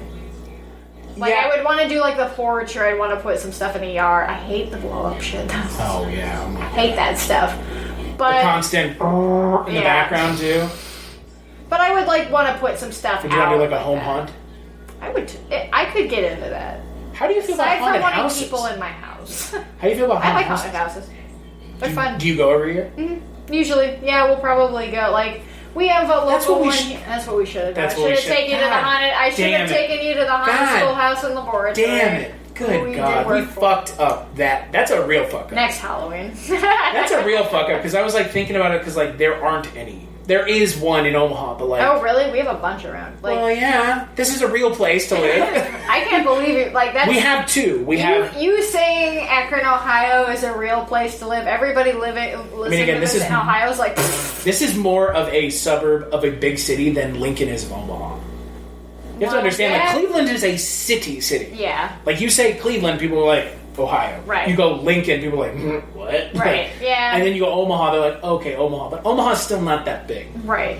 Like, And I- Cleveland's I think I downtown get it. is like a expansive downtown. Right. And Omaha's downtown is like 5 buildings. And it has a bunch of neighborhoods attached Exactly. to it, Like, so. so we have places that are like a pumpkin patch that has some like stuff, and then we have like another pumpkin patch that has like actual haunted houses. Yeah, we have... So the haunted schoolhouse... How did we fuck this up so bad? I don't know. The haunted Oh my schoolhouse God. laboratory is like right down the street. We went to a It's not far Halloween away. flea market, but we missed a Halloween haunted There's house. a bunch of, so Blossom Music Center's around here, and they do, like, their outside one, and... Oh, like a hayride? Yeah, type it's thing? a hayride. It's, like, multiple things. Like, you go through, like, a trail, and they give you a flashlight. And... But I like haunted houses. Actually, last My year... favorite ones are the outside ones. Last year, Jason and I went to Pittsburgh for one. I can't remember what it's called now, but I went to write about it, basically. And we went, and that was really cool. I liked them. I like them. They're great. I'm But the a problem is that the nerd. bad ones are bad. The bad ones are bad, but I'm also a nerd, and I like to, like, look at the stuff. Like, I like to look at... Move it along, asshole. Would you stop? It's like, stop trying to scare me. I'm trying to look at this stuff. Which is why I want to go to Halloween Horror Nights. Yes. Because yes. it's like... That's a goal. That's the elevation of... That's like the... If And you're guess who gonna go goes every on- year? Father Malone and his wife. Malone. And his wife. They go to Halloween Horror Nights Well, it's because because they're in Nevada. Well, they're also, 2 hours away. Or 4 from LA. If I were 4 hours away from LA, I'd be in LA fucking every weekend, probably. Well, then you'd be broke. Wow. Why don't you just live in LA? I'm already broke. Well, you sure, but you'd be more broke. Yeah. But I would go, like, yeah. If you I live could near get LA, there- you would just live in LA because you'd probably be able to actually get a job in the entertainment industry, Yeah. quote unquote, in the entertainment industry. Probably. I would be able to get a Not job. our offshoots in the cities we live in. Right. I don't know if it'd be a well-paying job or a consistent job, but I could probably do it. You'd probably be part of a guild of some sort. Yeah, I could join the White Writers Guild. Yeah, SAG. I could be a part of the horror community. You could be part of the union. You'd be famous. Hey, you can be a part of the union here. Really? Are you union? I am not, no. What's the union? Is this like film union? So they have a variety of them, and it's generally like the grip and electric guy, like the crew guys. Sure. And one of them's called the IATSE. That's a very popular, like that's like one that's like everybody knows what that is in the industry. I don't know what the other ones are, but unions are. I don't really know how unions work for the film. I think if I were actually working in the film industry... Do unions know how unions work? If I were working, like, on movies and stuff like that, then it would be different, and I would probably have to be. Some of them, yeah. Like, a lot of jobs will either specify union or non-union. Yeah. And if you're not in a union... Or guild or non-guild, like non-SAG. Right. If you can't work in it, then, or if you don't have that... If you're not SAG, you can't work in it. And then also SAG essentially just means you get paid... the SAG minimum. Yes. Which, that's how you guarantee getting decent, at least, livable pay. Livable, quote unquote. In LA? Yeah. Guarantees you a box. I'd have like 4 jobs in LA. Yeah. And one of them would probably be... I have 2 here. Yeah, one of them would probably be barista of some form or fashion. Well, that's fine. I'd rather be a barista than a server. But you know what I mean? Like, there's just so many of that exactly. shit. Like, yeah. It's either you're a server or a barista or... Yeah. I still can't believe we missed Work in a gym. I still can't believe we missed Haunted House. Like, what... Reflecting back on the last 4 days, what the fuck were we doing? What were we doing? We missed that one. I know. How did we miss that of all the things? Like, Jesus, H. Christ. Now I want There's too much to do in Ohio. I mean, we were not bored, I'll tell you that much. There you go. But, how did we miss that? Of all the things. I know. You love Halloween, I love Halloween, Kate loves Halloween, I love fucking horror shit, so do you. Like, we didn't. Of all the things. Could have taken you to the Factory of Terror in Canton. The Factory of Terror. Is that just the city of Canton?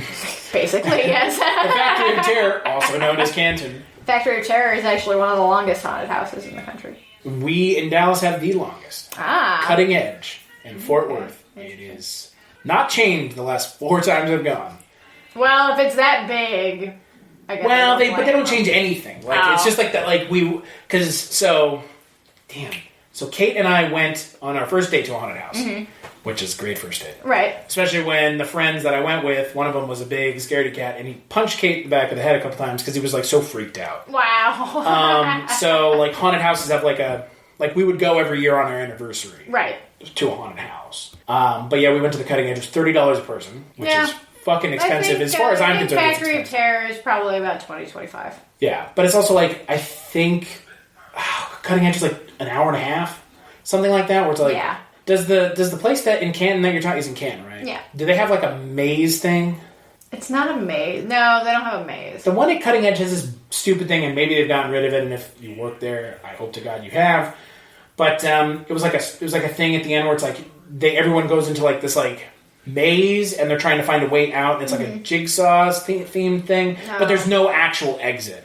Oh, so it's just like what it seemed to me, again, Mr. Cynic, is like an artificial way to pad out the length of the haunted house. Yeah.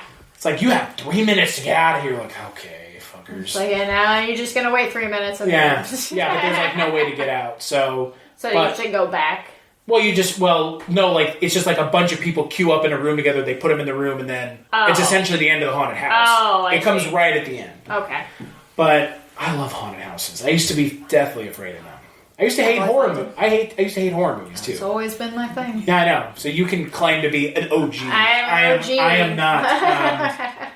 But now I really You're a convert. Yeah, now I really want to go to a haunted house. I mean, the ones we went to last year weren't great. I hate those ones where it's like they don't understand like theming consistency. Oh yeah. So it's like this has like fucking vampires and then like some fucking Texas Chainsaw Massacre. Now it's hillbilly horror. Yeah, it's like what the fuck are you doing? Because like we went to this one in Omaha and it was like a cat. It was like it's like a park. So there were like a couple haunted houses, and each one had like a theme. But then like once you start going through it, the theme just kind of disappears. Right. But like the first one was like a castle, and you go in, and it was like the people who like walked you into the first couple rooms were like vampires. Right. And then all of a sudden it's fucking hillbilly horror. And I was like, what is going on? We're having in the backwoods of bayou now. What the fuck is going on with the sign? This is human meat and shit. It's like, this doesn't make any sense. Yeah.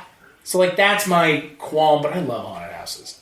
Yeah, there's a bunch. I mean, there's 7 floors of hell, which is not great. And it's not even floors, it's 7 different buildings. 7 floors of hell. Yes. And there, one year, probably in like 2010 or so, I was on a bowling league for a local radio station, and it was like in November. It was I don't think I've ever heard you say anything more hipster since I've known you. I know. I have my custom bowling ball. Did you have a bowling shirt? I did not. Oh, what? I did have my very own bowling shoes, though. I mean, I have bowling shoes, too. But you didn't have a shirt? No, I didn't have a shirt. With, like, your face on a pin with, like, all the pins on the back? What does that just happen in The Simpsons? That's not real life. A guy can dream. And I think, so I was in that league in, like, late September, early October, and, like, our team was good enough that we just kept winning, and we kept winning each weekend, and each weekend it was, like, a pass for, like, a different haunted house. So I ended up getting to go to, like, a bunch of different haunted houses for free that year because of bowling. But yeah, it's an interesting flex, but I like it. I know. Hell of a flex right there. Okay. Give me a flex. I'm gonna flex on bowling and haunted house at the same time. That's how much of a nerd I am. Hey, you know what? Bowling's cool. I like bowling. I'm terrible at it, but I like it. It's a Midwestern pastime. Is it? Yeah, it sure is. At least it seems that way. Mm-hmm. Yeah, I don't know. Like, I've been to a lot of haunted houses, but I have not been to a lot of good ones. I mean, I haven't been to the ones that are like the good ones. Like when we went to all of those, a majority of them weren't great. Like they were just. Have you been to any of the ones that are like the recognized ones? It's like there's one in St. Louis that's supposedly amazing. No, I think it's called like Gates of Hell or something. No, I've never been to like the high production value. Like ones. Factory of Terror is probably the only one I've been to that anybody would know anything about because it's like long. Like right. It's like, well known long. Like the one in Dallas, like Cutting Edge. Cutting Edge is like a known thing in Dallas. Right. Like Cutting Edge, it's all over the radio. But no, I've never been to like the haunted houses. I'm not like I know like, and that's the thing about Halloween. Like there's just so many different like, are you the horror movie fan? Are you the haunt fan? Like what kind are you? Yeah. And yeah, those people who get like really super into haunted houses and all that, if I had money and I had the ability to travel all over the country to do that, I guess haunted house is like the equivalent of like going and seeing a movie and buying like food. Yeah, because it's like $30. Basically spending $30. Yeah, the problem is going to a haunted house that sucks, and also traveling to it. Yeah, it's like true. If you want to, sure, it's only $30 to go. But if you want to go to like, if you were like driving a couple states over, you're like if I wanted to go from Lincoln to St. Louis, that's it's a 6 hour drive. It's a 6 hour drive. You gotta stay somewhere, probably. You gotta eat food. It's a thing. You won't see the engineer that slams the Nissan Rogue's door 13,920 times, or the corrosive chamber that simulates 15 years of life in 5 months, or the Rogue heat baked for over 300 combined hours. What you will see is a vehicle that can take punch after punch and keep rolling. Nissan, #1 in new vehicle quality among mainstream brands by J.D. Power. We put it through the worst, so you get its best. For J.D. Power 2025 U.S. Initial Quality Study Award information, visit jdpower.com/awards. Awards based on 2025 model year. Newer models may be shown. It becomes a whole thing as opposed to like, it's not a day trip. If I were going to Universal Halloween Horror Nights, then that's a vacation. Like, I'd be going to California, and I would be staying there for, a week, probably, and... Wouldn't you rather just wouldn't it be cheaper to go to Florida? I would not rather go to Florida than California. Really? No. I think the one in Florida has more houses, though. Yeah, but... Like a couple more houses. Yeah, but it's in Florida. Yeah, but Florida in the wintertime is like, that's better than Florida in the summer. Also... But California in the wintertime is still fun. Yeah, but also... It's not full of Floridians. Yeah, but, I mean, let's be honest here. Universal Studios and Disneyland and Disney World in Florida are not full of Floridians. Wow. It is full of tourists. That's true. Tons Very of them. True.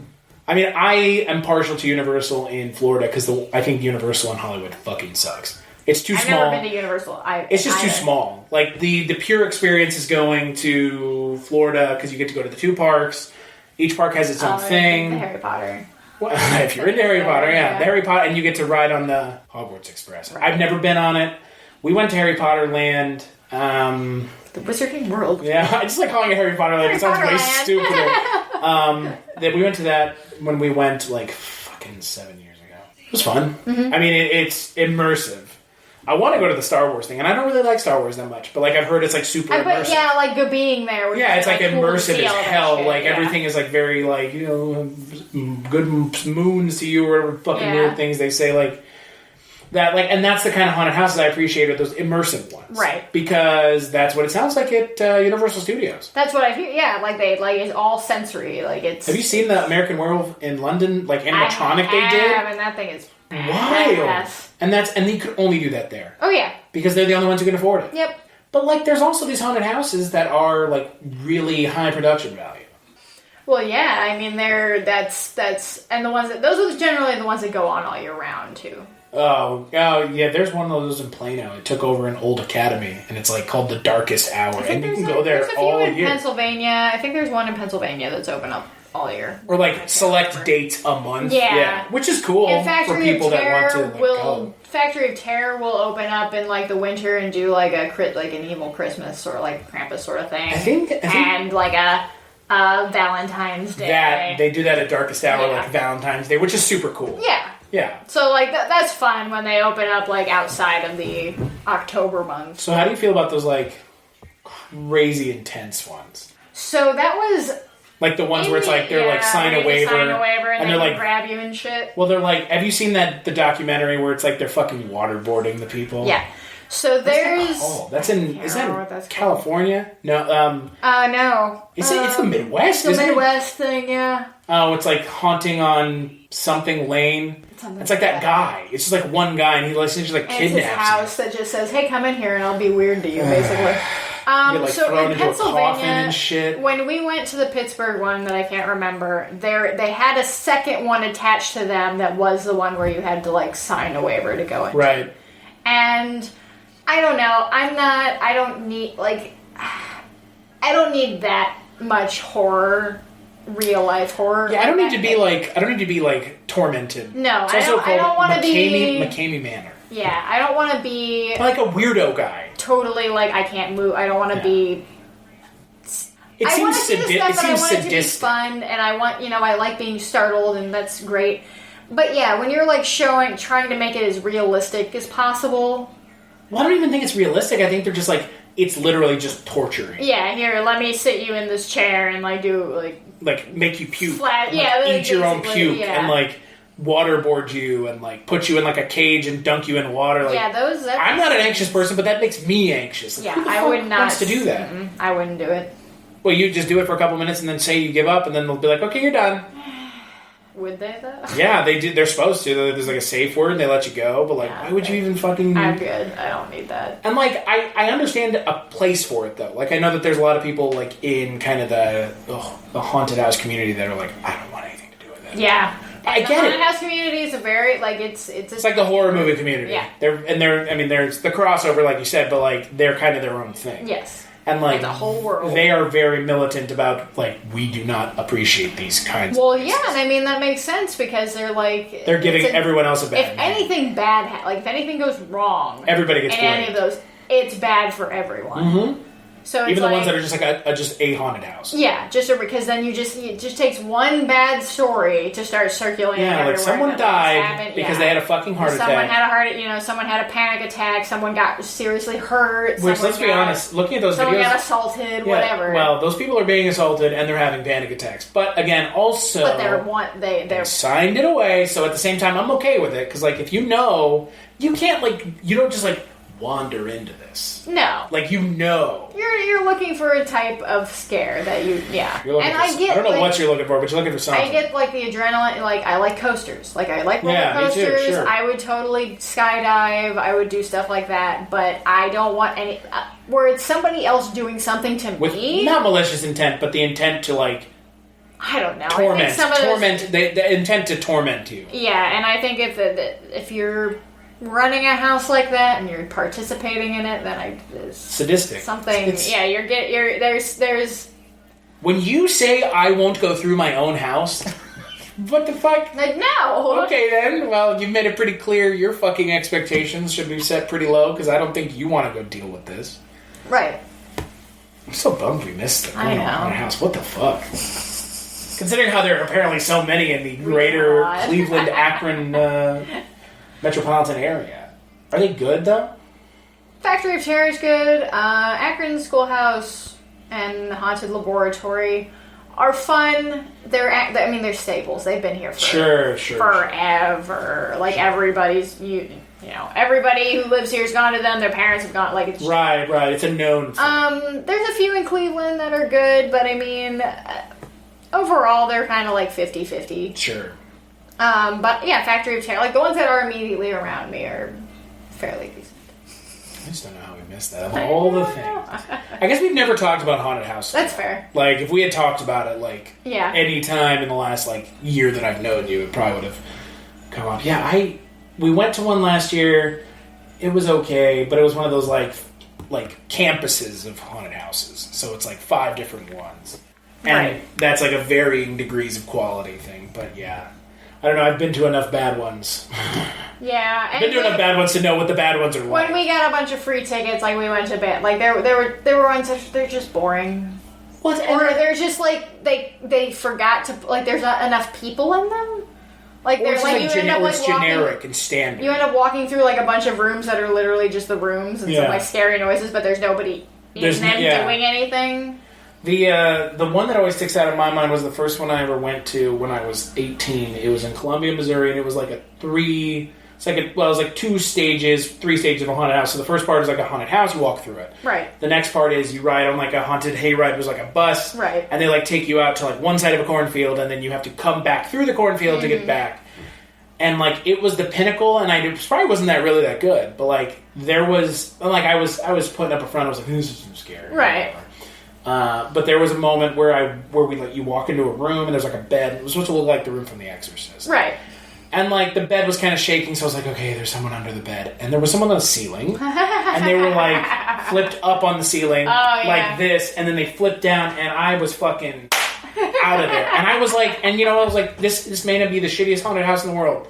But it scared the shit out of me, for sure. Like, the chainsaw thing doesn't scare me. None of that stuff scares me. I'm not trying to be like a cool guy who doesn't get scared. My friend Jane, the chainsaw stuff she cannot handle. Like she was she was in a haunted house and I watched it happen, and like the guy like walked up to her and was like, and she just boom, beeline, just ran through the whole fucking thing. It was done. Now what was scary is when we got to the edge of the corn maze. It's like, okay, now you need to get back to the other side, and it was like not well set up. There was like mud and shit. We were like walking through it, and then all of a sudden you hear behind you like vroom vroom, and I was like, okay, I'm out of here. And so like I took off, and you run, but like it's also like the setting, like in a fucking hallway, some guy's got a chainsaw.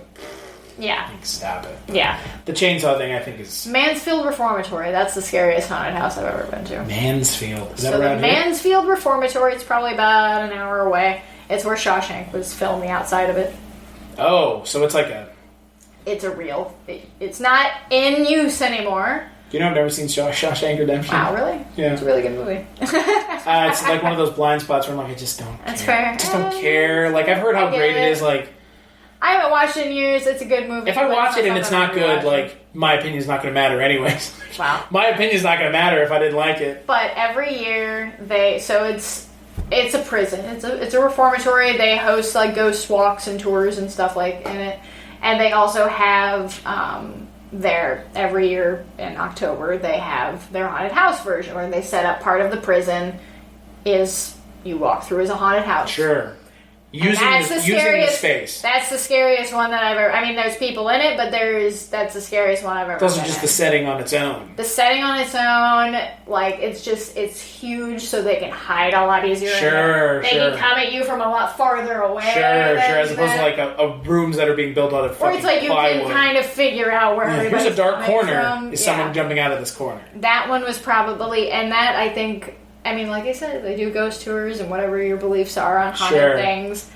Being in there in certain parts that are totally dark, and you're walking through, you're like, yeah, I'm in a prison where like people for sure died, and people for sure died in horrible ways, and it's the place, the Factory of Terror, is that like in an old factory building? Yes. Yeah, it's an old abandoned factory. Yeah, the cutting edge is the same way. It's like in an old meat packing plant. And the Akron Haunted Schoolhouse is in an old schoolhouse building. Those are cool because they utilize the space. The space. The instead of just building Which at the pop same up time, in the middle of a field. yeah, which at the same time though, like there's something to be said for that. Yeah. But if you're in an actual, like, realistic space, then yeah. But yeah, the Mansfield Reformatory was the best, probably the best one that I've been to here. And honestly, I've only ever been to haunted houses here and one in Pennsylvania. Which is not that far from here. Right. So I've never been to any outside of here so much. Yeah, I've gone to the ones where I, like, lived, but I've never, like, traveled. Right. And there's, like, I think there's a good one in Kansas City, which is, like, a 2-hour... You won't see the engineer that slams the Nissan Rogue's door 13,920 times. Or the corrosive chamber that simulates 15 years of life in 5 months. Or the Rogue heat-baked for over 300 combined hours. What you will see is a vehicle that can take punch after punch and keep rolling. Nissan, #1 in new vehicle quality among mainstream brands by J.D. Power. We put it through the worst, so you get its best. For J.D. Power 2025 U.S. Initial Quality Study Award information, visit jdpower.com/awards. Awards based on 2025 model year. Newer models may be shown. Drive. I don't know about Des Moines, but like the one in St. Louis, I've heard nothing but fucking things about it for a decade. Is Gates of Hell or something like that, and that's like it's like really well known, high production values, probably like $50 a person. Right. But like, and that's I'll travel on a plane to come see you, and we go to a haunted house, but like I'm not going to just go out of my way to do it and then just drive back. Yeah, like what am I going to do? Go to the haunted house and be like, it's fucking midnight. Let's drive back to Lincoln. Yeah. In the middle of the night. Not fun. No. All right. Halloweentown. Halloweentown. What would you give it out of 5? Out of 5, you know what? I'm gonna give it. My ear is vibrating. I don't know why. Calabar heard you. He's like, we better fucking give it 5 stars, bitch. If you don't give it 5, I'm gonna turn you into a fucking. No, I'm giving it probably. I'm gonna freeze you. I'm gonna give it a 4.5 out of 5. Yeah, I would give it the same thing. Honestly, like it's. I mean, you know, it's not that I don't want to give it a 5. It's not a perfect movie, but it doesn't have to. Not giving it. No, and I mean, but it holds up. It's something that, yeah, like I could show. I feel like I could show it to a kid now, and they'd be like, "Cool." Do you think a kid now would like it? I think so, because I don't think that there's anything like there's no really goofy effects that haven't. And it doesn't. Out. The second movie dates itself a little bit because in the beginning it has her using her computer, and it's like, ooh. Yeah. Okay, yeah. like the computer. But like in this one, it's completely devoid of technology, which I guess maybe might date it for kids. I don't know. Well, they don't need it. Like, how are they going to use cell phones in Halloweentown? It doesn't matter. Yeah. Like you're communicate. Like they say, you can't communicate with the human world. Except if you have in the second movie the headphones. Right. Oh, right. Except they work like magic. Except they work like magic. It's literally 2 shrunken heads. It's so. Oh my god. But yeah, it doesn't date itself. No, it doesn't date itself. Which helps the timelessness of the film. Yeah, and so I think that, like, if you showed this to, like, a kid under 12, I think they would have fun with it. The kids that aren't flossing and fucking... Right, which I think is the age range. Smoking Jewel and all that other shit. Exactly. Yeah, if you show, like, a 14-year-old this, and you're like, it's fucking stupid. Show them Hocus Pocus. They'll probably still think it's stupid. It's fucking stupid. I'm gonna shut your fucking mouth. You shut it for 2 fucking minutes. Here, you turd. No, I think that's why it does still hold up. It's because it has that timeless thing to it. It just feels like Halloween. Yeah. And that's okay. Mm-hmm. And that's okay. That's perfectly fine. It doesn't need to be more than that, because it isn't anyways. Exactly. So, I don't even know what the next podcast is, so I can't plug it. I think... Oh, wait. Is it Lost Souls? I think I'm doing Lost Souls, which technically is Tuesday. Yeah, because our next one is Ginger Snaps. Oh, yeah. That's the last one of the month. Yep. I've seen that movie once. Really? I think I've only seen it twice. It's a movie about becoming a woman. Yep. With werewolves. Yep. That are allegories for becoming a woman. Yep. Sure. That's all I remember is, like, it's very... Like, at least you're having a woman on the podcast to talk about I mean... You know what? Okay, but before we cut this off, that is something I have always wanted to talk with you about. You are the first woman to come on the podcast. Wow. Yeah. I'm the only lady. You are wow. The woman. The woman. You know, the woman. Bring the woman back. Bring the woman back. She's great. So, whoever you are, thank you. Yeah, whoever you are, Mr. Guy who doesn't know that her name is Jess, because she definitely doesn't say it at the beginning of the podcast every time she's on there. But, you know, we were talking, you know, you, me, and Maggie were joking about that last night. The 3 guys. The 3 guys formula for podcasts. Which is the truth. Mm-hmm. Like, and that's the weird thing is, like, there's a lot of podcasts. Well, because for radio shows, it's 2 guys and a lady. Radio shows? Yeah, like What's radio? Like exactly. Hey, we still have one. Got him. Fuck you over the air. We can listen to my shit anytime. Pretty much. Yeah, exactly. Isn't that what makes it? But yeah, good? the Magic Podcast formula: 3 guys, 3 to white be guys. successful in like a serial killer space, or even a pop culture movie space. I mean, successful movie podcast. I think it's like just dudes, right? Pretty much, yeah. 3 dudes. I can't name a single. Like Shockwaves has a female host, Rebecca McKendry. But they also had a leg up. Yeah, but I'm talking like non-leg up. Not totally outside Non-leg of up, the like industry how did this get made? Like, it doesn't matter if there's a woman on that podcast or not. Because they're all famous. Paul Scheer and Jason Mantzoukas are famous anyways. Yeah. Like, last podcast on the left, those dudes weren't famous ahead of time. Yeah, one of them's a working actor. But, like, he wasn't like... Yeah. He's not like fucking Paul Scheer and Mantzoukas who, like, are in things and, like, That's true. recognizable. That's true. But it is, like, 3 guys. Yep. The 3 guys. Just 3 guys. So I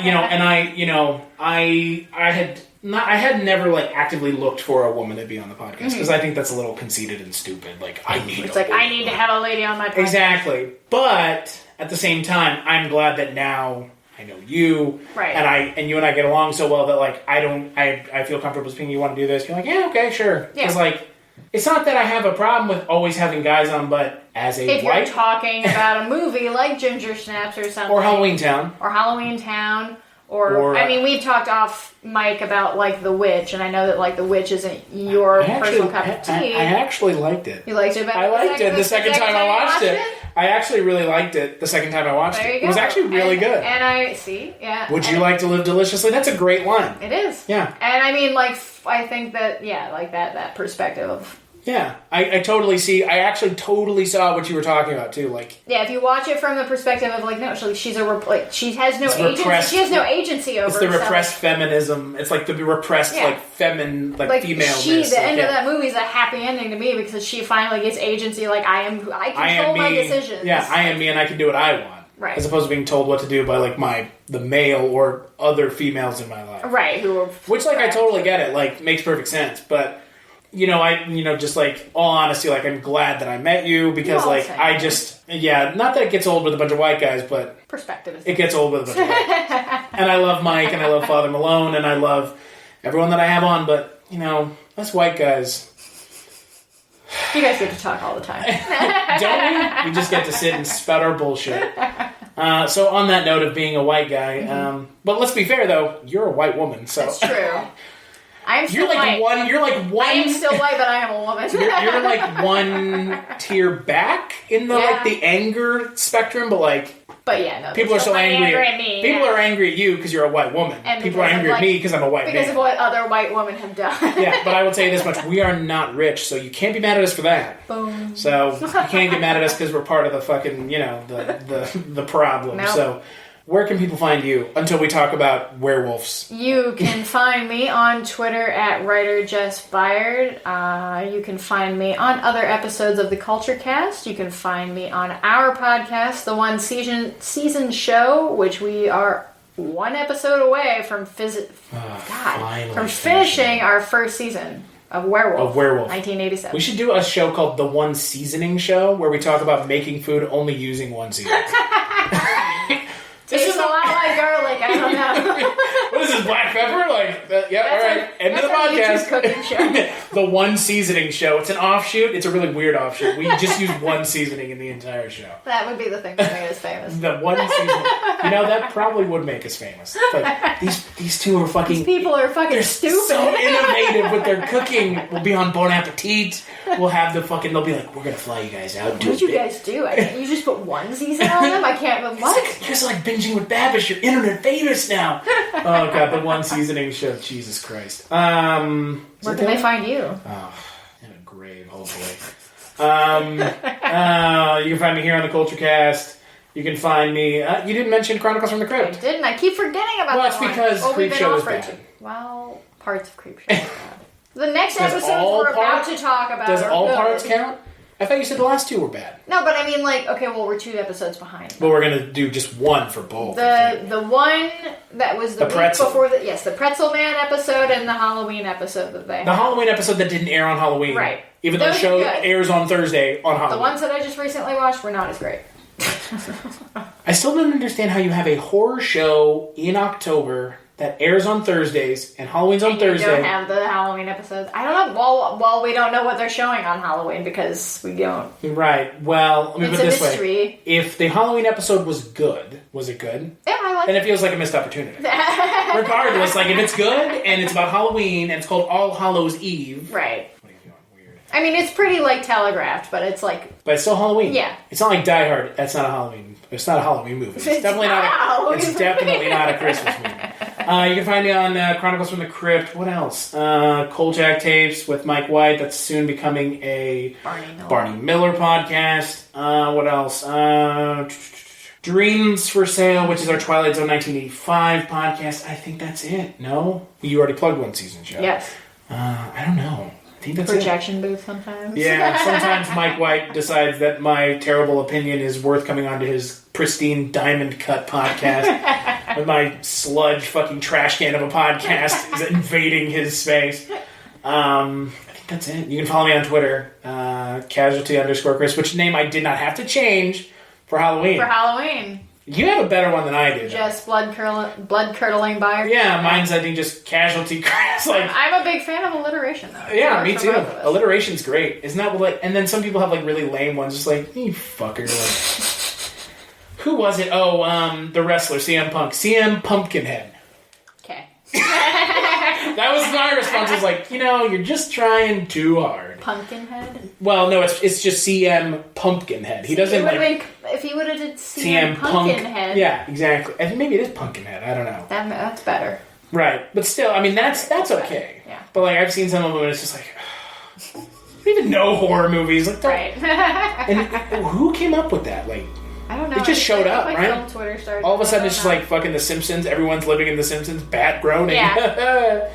Oh, God. I think that's it. You can, Kulturecast.com is where you can find more about the show. And if you want to give me money, go ahead. I can't tell you to not if you do. It would be cool if you did. Yeah, I would love to do this for a living. It'd be a lot cooler if you did. Yeah, it would be a lot cooler if you did. And big thanks, as always, to _91 for the intro-outro music. And we'll catch you on the next episode.